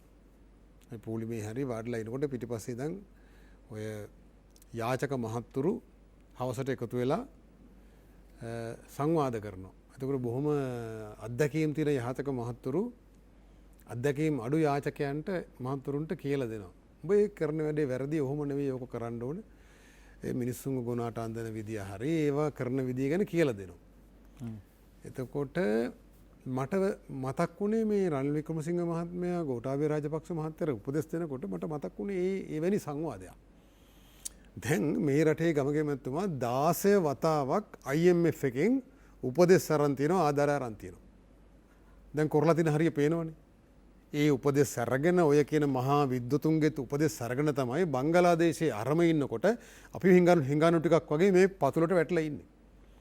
එතකොට ඔහු කියනවා මේ අත්දැකීම් තියෙන යාචක මහත්තයා කියන හොඳට ණය අරගෙන මේවා ගැන අත්දැකීම් තියෙන කෙනා කියනවා අත්දැකීම් අඩු ගෝඨාභය රාජපක්ෂ කියන යාචක මහත්තයාට කියනවා ඔක්කොම ණය අරන් කරන්න ඉන්නේ දැන් මේ හැමෝම කියනවා යන්න IMF ඒක ගත්තම හරි මේ මහා අර්බුදයේ සංවාදය ඕනේ නැහැ. එතකොට IMF එකෙන් හිඟා කාලා මේක බේරන්න පුළුවන් කියන මතයක් හදනවා. අත්දැකීම් තියෙන යාචක මහත්තයා කියනවා අත්දැකීම් අඩු යාචක මහත්තයාට ඔයා කරන විදිය වැරදි. මෙහෙම කරන්න යන්න IMF එකට ගන්න ණය. එතනින් නාටකයක් හරි ගන්න එතන හිඟා කන්න. මේකෙන් ගොඩ එන්න පුළුවන්. පුළුවන්ද? IMF එකෙන් වැඩිම ගන්න පුළුවන් ප්‍රමාණය මිලියන 3000ක් කියමු. එකත් එකපාර දෙන්නේ නැහැ ටික ටික දෙන්නේ. එතකොට මේ අවුරුද්දේ අන්තිමට මිලියන 4.9ක් ණය ගෙවන්න තියෙනවා. මාසෙකට තෙල් සඳහාම ඇමරිකන් ඩොලර් මිලියන 400ක් විතර ඕන වෙනවා. ඒතර මේ ඖෂධ අත්‍යවශ්‍ය දේවල් සහ කර්මාන්ත අමුද්‍රව්‍ය ගත්තොත් ඒත් අඩු වශයෙන් මිලියන 500ක් 600ක්. මේ දැන් මේ රුපියල මේ පා කරලා දැන් මේක අහස උසට යනවා. මේ වැරදි තීන්දුව නිසා. එතකොට සමහර අය කියනවා වෙලාව වැරදි කරපු විදි වැරදි මොන ක්‍රමයෙන් හරි උත්තරය ඕකනම්. හරි සරල උත්තර නිර්දේශ කරනවා. මේ මුකුත් ප්‍රශ්නයක් එන්නේ රුපියල පා කරා නම් දැන් මේ ඩොලර් ඇවිල්ලා කියලා. එහෙමද? දැන් පා කරලා ඔන්න දැන් 300යි. ඒතර ඊට අනුව තමයි මිල නියම වෙන්නේ ආනායනික ද්‍රව්‍ය වල. දැන් තව අර්බුදේ උස්සන්න වෙනවා. හැබැයි ඒත් කියන්නේ හිඟා කාලා බේරෙන්න පුළුවන්. ඔබ දන්නේ හිඟා කන්න. IMF එක හිඟා කන විදිය මෙන්න මේමයි. මෙහෙම කරපන්. ඒතර උඹට ගොඩ එන්න පුළුවන් කියලා තමයි අර සර්වපාක්ෂික කියන සමුලිය උපදෙස් දෙන්නේ. ඒතර පුළුවන් ද මේ සමුලිය වලට මේක ගොඩ යන්න? අවංකව මේ ආපු ගමනේ මහා හැරුමක් ඕන කියලා පිළි අරන් තමයි කෙටි කාලෙ විසඳුම් වලට යන්න පුළුවන්. නමුත් දැන් අර ඒතර තමයි මහජන සහාය ගන්න පුළුවන් වෙන්නේ. නමුත් දැන් අපි කල්පනා කරොත් දැන් නැව් ඇවිල්ලා රටේ තියෙනවා ඒවට ප්‍රමාද ගාස්තු ගෙවන්න වෙනවා. ඒ ප්‍රමාද ගාස්තු ගෙවීමේ මුදල් ගණන් බැලුවොත් එහෙම මාස 3ක් රටට කන්න පුළුවන්. දුප්පත් පවුල් වලට ජීවත් වෙන්න පුළුවන්. ඒක වගේ අපි දැන් තවදුරටත් මේ අර්බුදයේ ඇතුලේ අර ඔබතුමා කියපු කාරණේමනේ මේ වෙන්නේ. තවදුරටත් ගිලෙමින් ඉන්නවා. තව නැව් වෙනකොට තව ගෙවන්න වෙනවා. ඊට පස්සේ එකක් තමයි නැව තිබුණත් ගෙවන්න වෙනවා නිදහස් කරගත්තත් ගෙවන්න වෙනවා. දැන් ඒකට දෙපැත්තෙම වියදයි යනවා. දැන් මේක කල්පනාකරණය කරගන්න අපිට අනිවාර්යෙන් සල්ලි එපයි වසන්ත බණ්ඩාර මහත්මයා. දැන් ඒකට උත්තරයක් අපිට ඕනේ. ඔය එක තමයි. දැන් ඒ සල්ලි දෙනවා දැන් මම කිව්වේ මේ ආපදා අධිරාජ්‍යවාදය කියලා මේ ලෝකේ පිළිගත්ත න්‍යායක් තියෙනවා. මේ අධිරාජ්‍යවාදී රටවල් ස්වභාවිකව ආපදාවක් වුණාම හරි අපේ සුනාමිය ආවම අපි දැක්ක අර සුනාමි සහන මණ්ඩලය කියලා අපි අමාරු දාන්න හැදුවා. එතකොට මොන හරි අර පාස්කු ප්‍රහාරයෙන් පස්සේ ඉස්ලාම් අන්තවාදී බලවේග ওই ප්‍රහාරයෙන් පස්සේ යම් උත්සාහයක් ගත්ත විවිධ ආකාරයට ඒ ජාත්‍යන්තර සහාය ලබා ගන්න කියලා උතු සේවා සහ ආරක්ෂක ගිවිසුම් ගහන්න කියලා. දැන් ඒතර ඒ වගේ අපි අමාරුවක වැටලා ඉන්නකොට දැන් මේ අමාරුවේ වැටලා ඉන්නවා. හදිසි ආපදාවක් නෙවෙයි මේක ක්‍රමානුකූලව ඇවිල්ලා ඇතිවෙච්ච ආපදා තත්වයක්. දීර්ඝ කාලයක මත්පැනට අබ්බැහි වෙලා ඇවිල්ලා තමයි මේ දැන් සිරෝසිස් හැදිලා දැන් වාට්ටුවේ නතරලා ඉන්නේ. හරි. දැන් එතකොට ඇවිල්ලා කියනවා උඹට දැන් ආයේ ගොඩ යන්න බෑ. උඹ ඉඩම උගස් දීපන් මං සල්ලි දෙන්නම්. උඹගේ භාර්යාවත් මට බාර දීපන් දුවත් මට බාර දීපන් මං හොඳට බලා ගන්නම්. දැන් මේ සිරෝසිස් හැදිලා වාට්ටුවේ ඉන්න මිනිහට කියන්නේ. උඹට දැන් බිල ගෙවා ගන්නත් බෑ පුද්ගලික රෝහලක නම් එහෙමනේ දැන් මේ කොච්චර බැරි වුණත් පුද්ගලික රෝහලට තමයි යන්නේ මේ ආණ්ඩුවේ වැඩ එහෙමනේ. ඒතර දැන් බිල ගෙවා ගන්න. ඒතර අරේ ඇවිල්ලා කියනවා එහෙනම් උගස් දීපන් මං දෙන්නම්. දැන් මොනවද මේ කියන්නේ? ඉන්දියාව අපි ලැජ්ජා වෙන්න ඕන. බංගලාදේශයේ මිලියන 45,000ක් සංචිත තියෙනකොට බැසිල් රාජපක්ෂ මහත්තයා ලැජ්ජ නැතුව සාටකියකුත් දාගෙන භාණ්ඩාගාරේ ලොක්කො ටික හොඳ ට්‍රයිකෝඩ් දාගෙන ගියා. හිඟා කණ්ඩ යනකොට එහෙම යනවද? ගිහිල්ලා කොහම හරි ඩොලර් මිලියන 1000ක් හිඟා කෑවා. අර බංගලාදේශයේ 45,000ක් සංචිත තියෙනකොට හොඳේ. අපිට වඩා බොහෝ පහත හිටපු රටවල ඔය මහත්තුරුන්ගේ උපදෙස් වලින් ඔය කරගෙන ආපු හරිය තමයි ඔය ඇවිල්ලා දැන් වැටලා තියෙන්නේ. දැන් ගිහිල්ලා 1000 ගන්නකොට මොනවද ඒකට එකත් එක්ක ගැට ගැහුවේ? ආරක්ෂක ගිවිසුම් 3ක්. හරි. සම්පූර්ණ මේ ශ්‍රී ලංකාව වටේ මුහුදු කලාපය ඉන්දියාවේ ආධිපත්‍යය අතට ගන්න. දැන් අර යුක්‍රේනයේ මිනිස්සු වන්දි ගෙවන්නේ යුක්‍රේනයේ විකට නළුවෙක් ජනාධිපති කරලා ඒ නළුවා නේටෝ සංවිධානයත් එක්ක ගහන් ගිය ගිවිසුම් ඒව මේවත් ප්‍රශ්න නිසා තමයි අද අර ජනතාවට වන්දි ගෙවන්නලා තියෙන්නේ. ඒතර අද බසිල් රාජපක්ෂ කියන විකට නළුවා දැන් අද ඉන්දියාවට ගිහිල්ලා මේ ගිවිසුම් අත්සන් කරලා මේක වටේ ඉන්දියානු බලය හදන්න පටන් ගත්තම අපි ආයේ ජාත්‍යන්තර අර්බුදයක ගොදුරක් බවට පත් වෙනවා. දැන් බලන්න මේ ඩොලර් මිලියන 1000ට ණයට දීලා මොනවද ගැට ගහලා තියෙන්නේ? අපිට ආරක්ෂක ගිවිසුම් 3යි. කාන්තලේ ඉඩම අක්කර 20000ක් දුන්නා ඉන්දියන් සමාගමකට. සාම්පූර් කියන්නේ තිරුකුණමල වරායටයි තිරුකුණමල නායක හමුදාව ඉතා වැදගත් උපාය මාර්ගික මර්මස්ථානයක් අපේ රටේ. ඒ දෙකටම ඉතාම උපාය මාර්ගිකව ඒ කියන්නේ තිරුකුණමල වරායේ ජනේලය කියලා තමයි සාම්පූර් කියන්නේ. සාම්පූර් මර්මස්ථානයක්. එතන අක්කර 1000ක් ඉන්දියානු රාජ්‍ය සමාගමකට දෙනවා. ඒතර උන්ගේ හමුදා කටයුතු ඔත්තු බැලීමේ කටයුතු ඒ ඔක්කොම එතන කරන්න පුළුවන්. අදානි සමාගමට බටහිර ජැටිය දුන්නා. ඊළඟට මන්නාරමේ තවත් අක්කර දහස් ගණනක් දෙන්න යනවා සුළං බල ව්‍යාපෘතියක් කියලා. ඒතර තිරුකුණමලේ ටෙල් ටැංකි ටික දුන්නා. වරායේ බංකරින් බිස්නස් එක දුන්නා. ලාභදායී බිස්නස් එක අවුරුද්දකට ඩොලර් රුපියල් බිලියන ගණනක් හොයන සතයක්වත් ලංකාවට දෙන්නේ නැහැ. ටැංකියකට ඩොලර් 1000යි ගෙවන්නේ. පිච්චියක් ගෙවන්නේ. ඩොලර් 1000ක් ගෙවලා ටැංකි 14ක් ඩොලර් 14000ක් දීලා ටැංක 14ක් අරගෙන බිලියන ගණනක් හොයනවා. එතකොට දැන් ආයි සාකච්ඡාවක් යනවා ඊයේ පෙරදා ඇවිල්ලා බලලක් තියෙනවා තිරුකුණාමල වරායේ ජැටියක් දෙන්න අදානිට. රයිට්. ඊට අමතරව නරකම දේ විකුණන් කෑමේ නරකම දේ දැන් සාකච්ඡාවක් යනවා ගමගෙමතුමා අපේ රට මහා සාගර කලාපයක් හිමි භූගෝලීය මහා වාසනාවන්ත භූමියක් මේක. හරි අපි මේ හිඟානු ටිකක් වගේ ඉන්නේ මහා ධන නිධානයක් උඩ. අපේ සාගර කලාපයට අමතරව අපිට තියෙනවා FIR කියලා කියන්නේ ෆ්ලයිට් ඉන්ෆෝමේෂන් රීජන්. ගුවන් තොරතුරු කලාපය අපේ රටේ වර්ග කිලෝමීටර් ලක්ෂ 20ක් අපිට අයිති. අපි මොකද කරේ? ඒ ලක්ෂ 20න් ලක්ෂ 3ක් ඉන්දියාවට පිනට දුන්නා අපේ ඊසාන දිග කලාපේ. ඒ නිලධාරීන් ආණ්ඩුවක් දන්නේ නැහැ. අපි ඒව හොයාගෙන සිටියන් අරන් ගිහලා පෙන්නපුවම මහින්ද රාජපක්ෂ මහත්තයාට එතුමා උඩ ගියා කවුද යකෝ මේක කරලා තියෙන්නේ. උත්සාහයක් ගත්තා ඒක නැවත ගන්න ඒක හරි ගියේ නැහැ. දැන් ඉන්දියාව අවුරුද්දකට ඒක උඩින් යන ගුවන් යානා වලින් අය කරගන්න මුදල දල වශයෙන් රුපියල් මිලියන ඉන්දියන් රුපියල් මිලියන 3000ක් විතර. අහසත් විකුණලා. අපේ අහස අපි නිකන් දීලා ඉන්දියාව එක විකුණලා ඉන්දියන් රුපියල් 3000ක් කොයිනෝ මාසෙට අවුරුද්දකට. දැන් මොකක්ද දන්නවද කරන්න යන්නේ මම ඒක කියන්න යන්නේ මේ. එතකොට අපිට දැන් අපේ තිබුණු ගුවන් වර්ග කිලෝමීටර් ලක්ෂ 20න් 17යි අපිට දැන් තියෙන 3ක් දුන්නනේ. දැන් අපිට ආරංචි තව කෑල්ලක් ඩොලර් මිලියන 20කට විකුණන්න යනවා කියලා. හිතලා බලන්න කොහොමද කියලා. කියන්නේ මේ බීමත් පියෙක් බීමත් කමට ඇබ්බැහි වෙලා සිරෝසිස් හැදිලා සියලු ආදායම අහිමි කරගෙන කුඹුර විකුණලා ඉඩමත් විකුණලාට අමතරව භාර්යාවයි දුවයි විකුණනවා වගේ අද ගුවන් කලාපයක් විකුණන්න ලෑස්ති වෙනවා. රයිට්. දැන් එහෙම චෝදනාවක් එල්ල වෙනවා එහෙම ආරංචි තියෙනවා. හිතලා බලන්න මොන නරක ඒ කියන්නේ මේ ආපදා අධිරාජ්‍යවාදය කියන එක අපිව ආපදාවකට ලක් වෙන ආකාරයට උපදෙස් දීලා ඔය IMF එකේ උපදෙස් මං කිව්වේ 16 වතාවක් උපදෙස් ගත්තා කියලා. IMF උපදෙස් තමයි දැන් ඔය කරලා තියෙන්නේ. තාම IMF ණය ගත්තේ නැති වුණාට. ඩොලරේ රුපියල පා කරන්න කියන එක IMF උපදේශකලා ඉස්සේ උඩම තියෙන එක. ඊට පස්සේ මොනවද කිව්වේ? ඊට පස්සේ කිව්වා ඊට පස්සේ කරා මිල පාලනය ඉවත් කරන එක. ඒකත් IMF ප්‍රධාන කොන්දේසියක්. දැන් ඔය IMF එකෙන් ඔය ණය ඉන්දියාවෙන් 1000ක් අරගෙන ඒ 1000 සහන 1000 නෙමෙයි. අවුරුද්දකින් ගෙවන්න ඕන. ඒතර 1000ක් දීලා මම දැන් කිව්වනේ ගැට ගහලා තියෙන කොන්දේසි ප්‍රමාණය ඒවෙන් අපිට කොච්චර අර්බුදයකට අපි යනවද කියලා. 75ක් එහෙම බඩු මිටල ඉදි ගන්න ඕන. අනිවාර්යයෙන් ඒ දීපු ණයෙන් අපි එහෙම බඩු ගන්න ඕන. 75ක්. 75ක්. එහෙම දස්ස කොන්දේසි ඔක්කොම දාලා මේක කරන්නේ. හරි? මේ ණයඩින්ග දෙන්නේ. හිතලා බලන්න. අපි මොන තරම් අඬන්න ඕනද කියලා උදේ හවස දුක් වෙන්න ඕනද කියලා. මේ බංගලාදේශ වගේ රටක් අරම ඉන්නකොට මේ අපේ රට ගෙනල්ලා තියෙන තැන අද. ඒතකොට මෙන්න මේ ආපදාව ඇතුලේ අපිව බෙල්ල මිරිකලා ඔවුන්ගේ අරමුණු ඉටු කරගන්න. දැන් ඇමරිකාවේ 7th ෆ්ලීට් කියලා තියෙනවා. තුන්වෙනි මේ ඒක දැන් කියන්නේ මේ ඉන්දෝ පැසිෆික් කමාන්ඩ් කියලා. ඒතකොට ඒකේ මූලස්ථානයේ තිරුකුණමලේ මූලස්ථානයක් තිරුකුණමලේ ආරම්භ කරන්න සාකච්ඡාවක් ක්‍රියාවලියක් යනවා. ඒක අපේ නාවික හමුදාවේ උසස් නිලධාරියෙක්ගෙන් අපිට ආරංචි වුණා. ඒතකොට මේ දැන් මේ කකුල තියාගන්න පළපදියම් වෙන්න මෙතනට ලෑස්ති වෙනවා. MCC ගිවිසුම ඔය නූලන් වික්ටෝරියා නූලන් කියන්නේ ඇමරිකාවේ ඉන්න බලවත්ම කාන්තාවක්. රිපබ්ලිකන් තිබ්බත් ඩෙමොක්‍රටික් තිබ්බත් එයා බලවත් තැනක ඉන්නවා.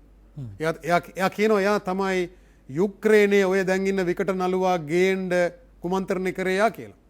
ඒකට ඇමරිකන් ඩොලර් බිලියන 5ක් වියදම් කරා කියලා කියනවා පිළිගන්නවා. ඒතර එයා එන්නේ මේ දැන් ආවේ ආයසරයක් අපිට MCC ගිවිසුම අපේ උගුර පහලින්ට පොවන්න. තව මොනවද තව ඩොලර් 500ක් විතර ණයට දෙයි තව කොන්දේසිරියක් දාලා. හරි. එතකොට MCC ගිවිසුම දැන් පෞගේ කාලෙත් ඊට අදාළ පනතක් සම්මත කළා. ඉඩම් පනත සංශෝධනය ගෙනාවා. MCC ගිවිසුමෙන් කියලා තිබුණු දේ MCC ගිවිසුම අත්සන් කරන්න නැතුව ඊයේ පෙරේද සම්මත කරා. ගොවියට රජයෙන් දීපු ඉඩම් විකුණන්න පුළුවන් වෙන්න. ගොවියාගේ ඉඩම් අයිතිය අහිමි කරන්න. එතකොට අර MCC ඔලට මානසික සූදානම්කම තියෙනවා. ඒකනේ ඒකේ භාග ඒකේ කොන්දේසි ඉටු කරමින් යන්නේ. IMF ණය ගන්න කලින් රුපියල 5 කරා.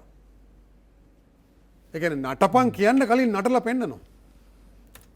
එතකොට දැන් මේ ආපදාව භාවිතා කරලා අපිව ඒ ඉන්දු පැසිෆික් අධිරාජ්‍යවාදී ඉන්දියාවත් ඇමරිකාවත් ක්වඩ් කියන ඇමරිකාව ඉන්දියාව ජපානය ඔස්ට්‍රේලියාව කියන රටවල් 4 එකතු වෙලා හදලා තියෙන උපාය මාර්ගික සැලසුම මේ කලාපේ අපිව ගොදුරක් බවට පත් කරගන්න හදනවා. ඊට අමතරව බෙදුම්වාදී බලවේග දැන් මේ කාස්තෙන් ඩයස්පෝරාවේ සල්ලි ටිකක් ගේන්නම් කියලා.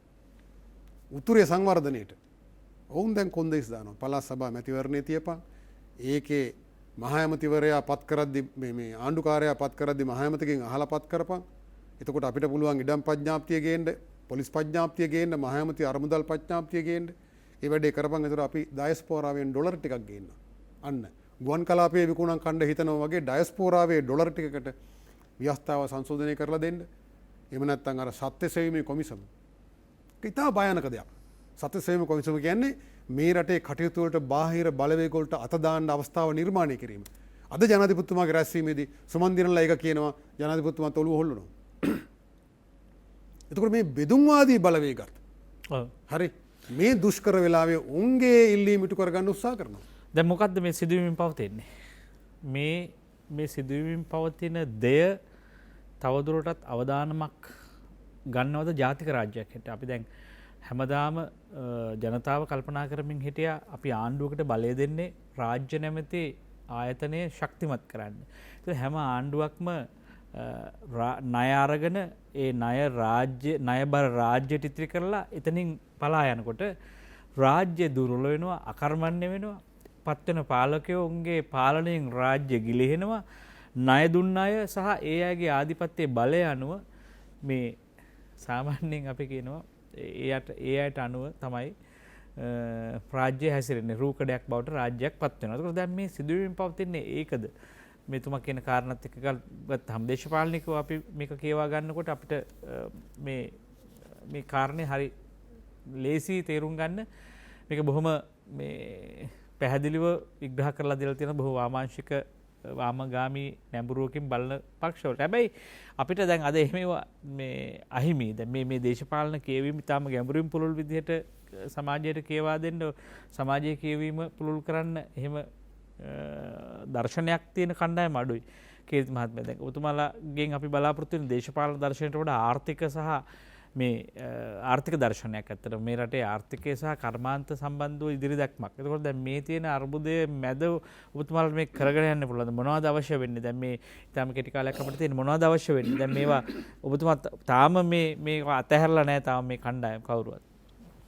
මොකක්ද ඊට පස්සේ අපිට මෙතනින් එහාට යන්න තියෙන පියවර? ඇත්තටම මේ අපි රටක් හැටියට ගොඩ එන්න නම් මේ ජනතාවට අවශ්‍ය වෙන දේත් මම දකින විදිහට මේ රටේ ආර්ථික ගොඩ ගන්න ඕනේ. ඒක ගොඩ ගන්න අපි කර්මාන්ත මෙහි දියුණු කරන්න අවශ්‍යයි.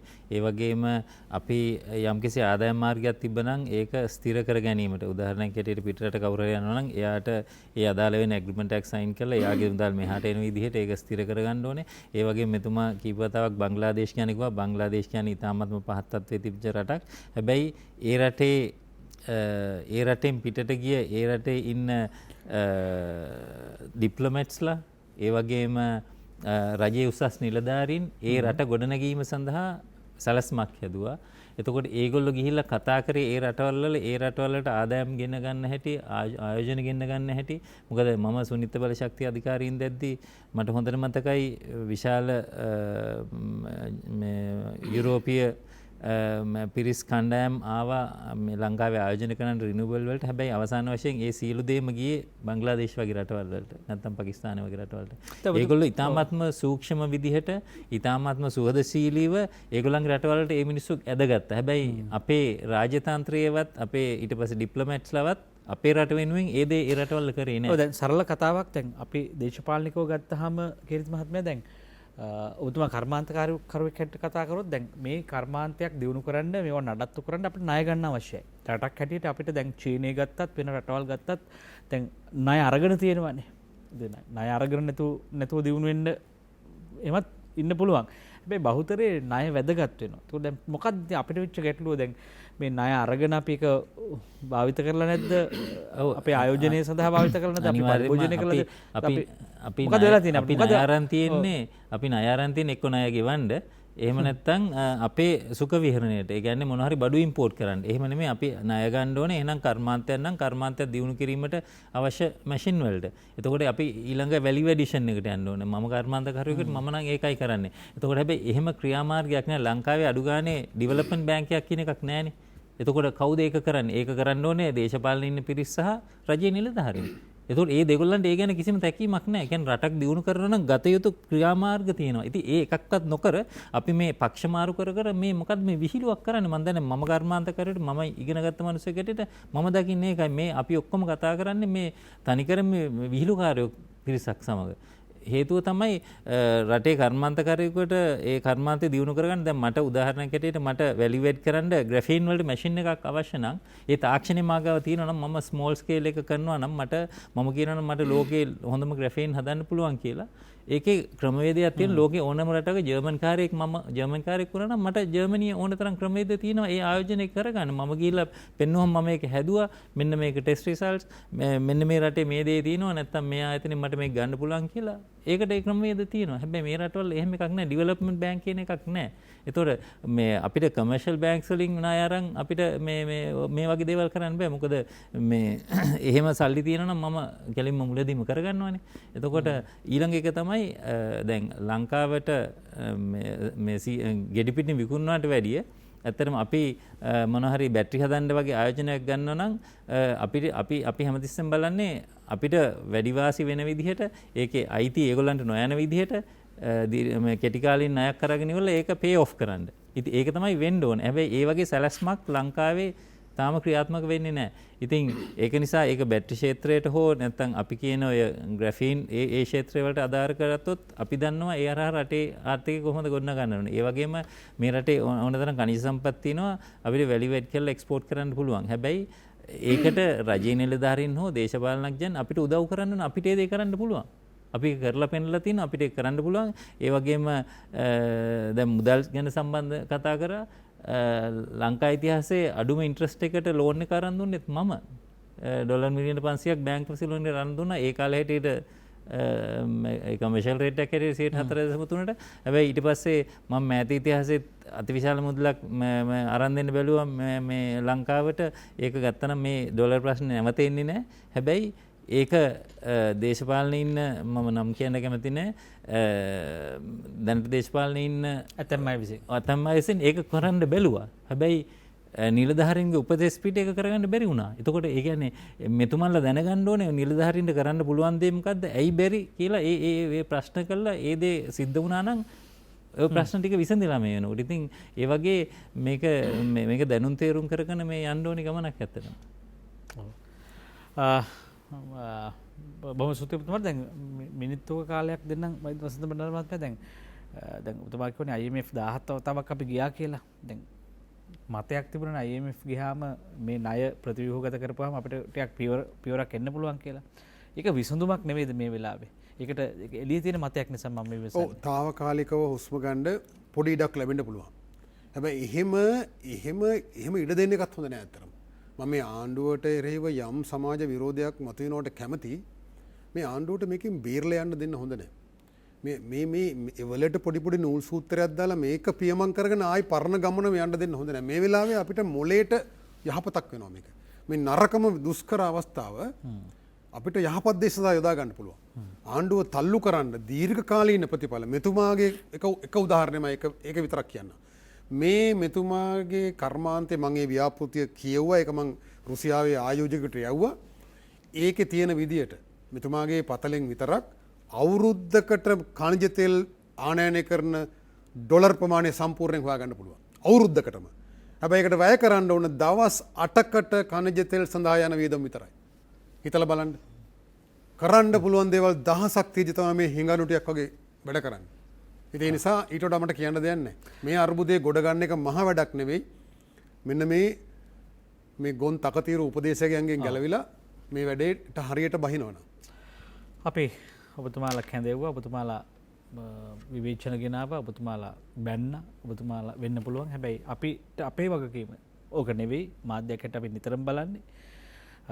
මේකෙදී අපි ඔක්කොම එකතු වෙලා ලිඳකට වැටුණා නම් ලිඳ ඇතුලේ අපි ගහමරා ගත්තොත් අපිට මේ ලිඳෙන් ගොඩට එන පාර හොයාගන්න බැරි වෙනවා. ඒ නිසා අපි ටිකක් මේ බොහොම සංසුන්ව අපි වැටලා ඉන්න තැන තේරුම්ගෙන එතනින් ගොඩේම පිණිස අපි යම් දේවල් කරන්න ඕන. දිගින් දිගටම ණය අරන් දුප්පත් වෙච්ච රාජ්‍යයක් නැවත ණය ගැනීමෙන් තවදුරටත් අපි පහළට යනවා. කපා ගනිමින් ඉන්නේ වලක් නම් අපි කවුරු හරි කියනවා ඔබ කපා ගනිමින් ඉන්නේ වලක් කියලා. හැබැයි ඒක තේරෙන්නේ නැත්නම් පිටස්තරින් කට්ටිය ඇවිල්ලා අපිට තව සවලක් උදැල්ලක් දෙනවා. අපි හොඳට වල කපා ගන්නවා. හැබැයි වල කපන්න අපි තමයි යටර යන්නේ රටක් හැටියට. ඒ නිසා කරුණා කරලා මේ සියලු දෙනාටම ඥානය පහළ වේවා. මේ අර්බුදයේ මැද මේ මනස වෙහෙස වෙච්ච වෙලාවේ මේ බල අර්ගලයට වඩා මේ සදාතනික සටනෙන් අර්ගලයෙන් අපිට එල්ලලා තියෙන මේ අවධානයෙන් ගැලවෙන්න මේ නොපෙනෙන පැති අපි පෙන්වන්න උත්සාහ කරේ. මේවා පෙනෙන්නට ඔබගේ දේශපාලන නුවණැස යොමු වේවා කියලා ප්‍රාර්ථනා කරමින් අද දවසේ අර්බුදයේ අවදානම සහ නොපෙනෙන පැති පිළිබඳ කතාව නිමා කරනවා වෛද්‍ය වසන්ත බණ්ඩාර මහත්මයා. ඒ වගේම ඉංජිනේරු කීර්ති වික්‍රමත් මහත්මයා නිතරම ප්‍රශ්නේ උත්තරේ කිව්වොත් කමන්නේ දෙන්නට ප්‍රශ්නේ සමග උත්තරේ ඇවිල්ලා තියෙන්නේ. ඒ නිසා අපි අදට සමුගන්නවා. ඔබට යහපත් වූ හෙට දවසක් උදා වේවා කියන්නේ උදාවන හෙට දවස නිකන් යහපත් වෙන්නේ නැති බව මා දැනගෙන ඒ නිසා අපි හැමෝම යහපත් දවස් උදා කරගන්න මහන්සි වෙමු. ඔළුවට වෙහෙස දෙමු. අපි සුබ දවසක් ප්‍රාර්ථනා කරනවා. සුබ රාත්‍රියක් ප්‍රාර්ථනා කරනවා. හෙට උදා වෙන දවස සුබ වේවායි කියලා ප්‍රාර්ථනා කරනවා. ගිහින් එන්න සුබ රාත්‍රියක්.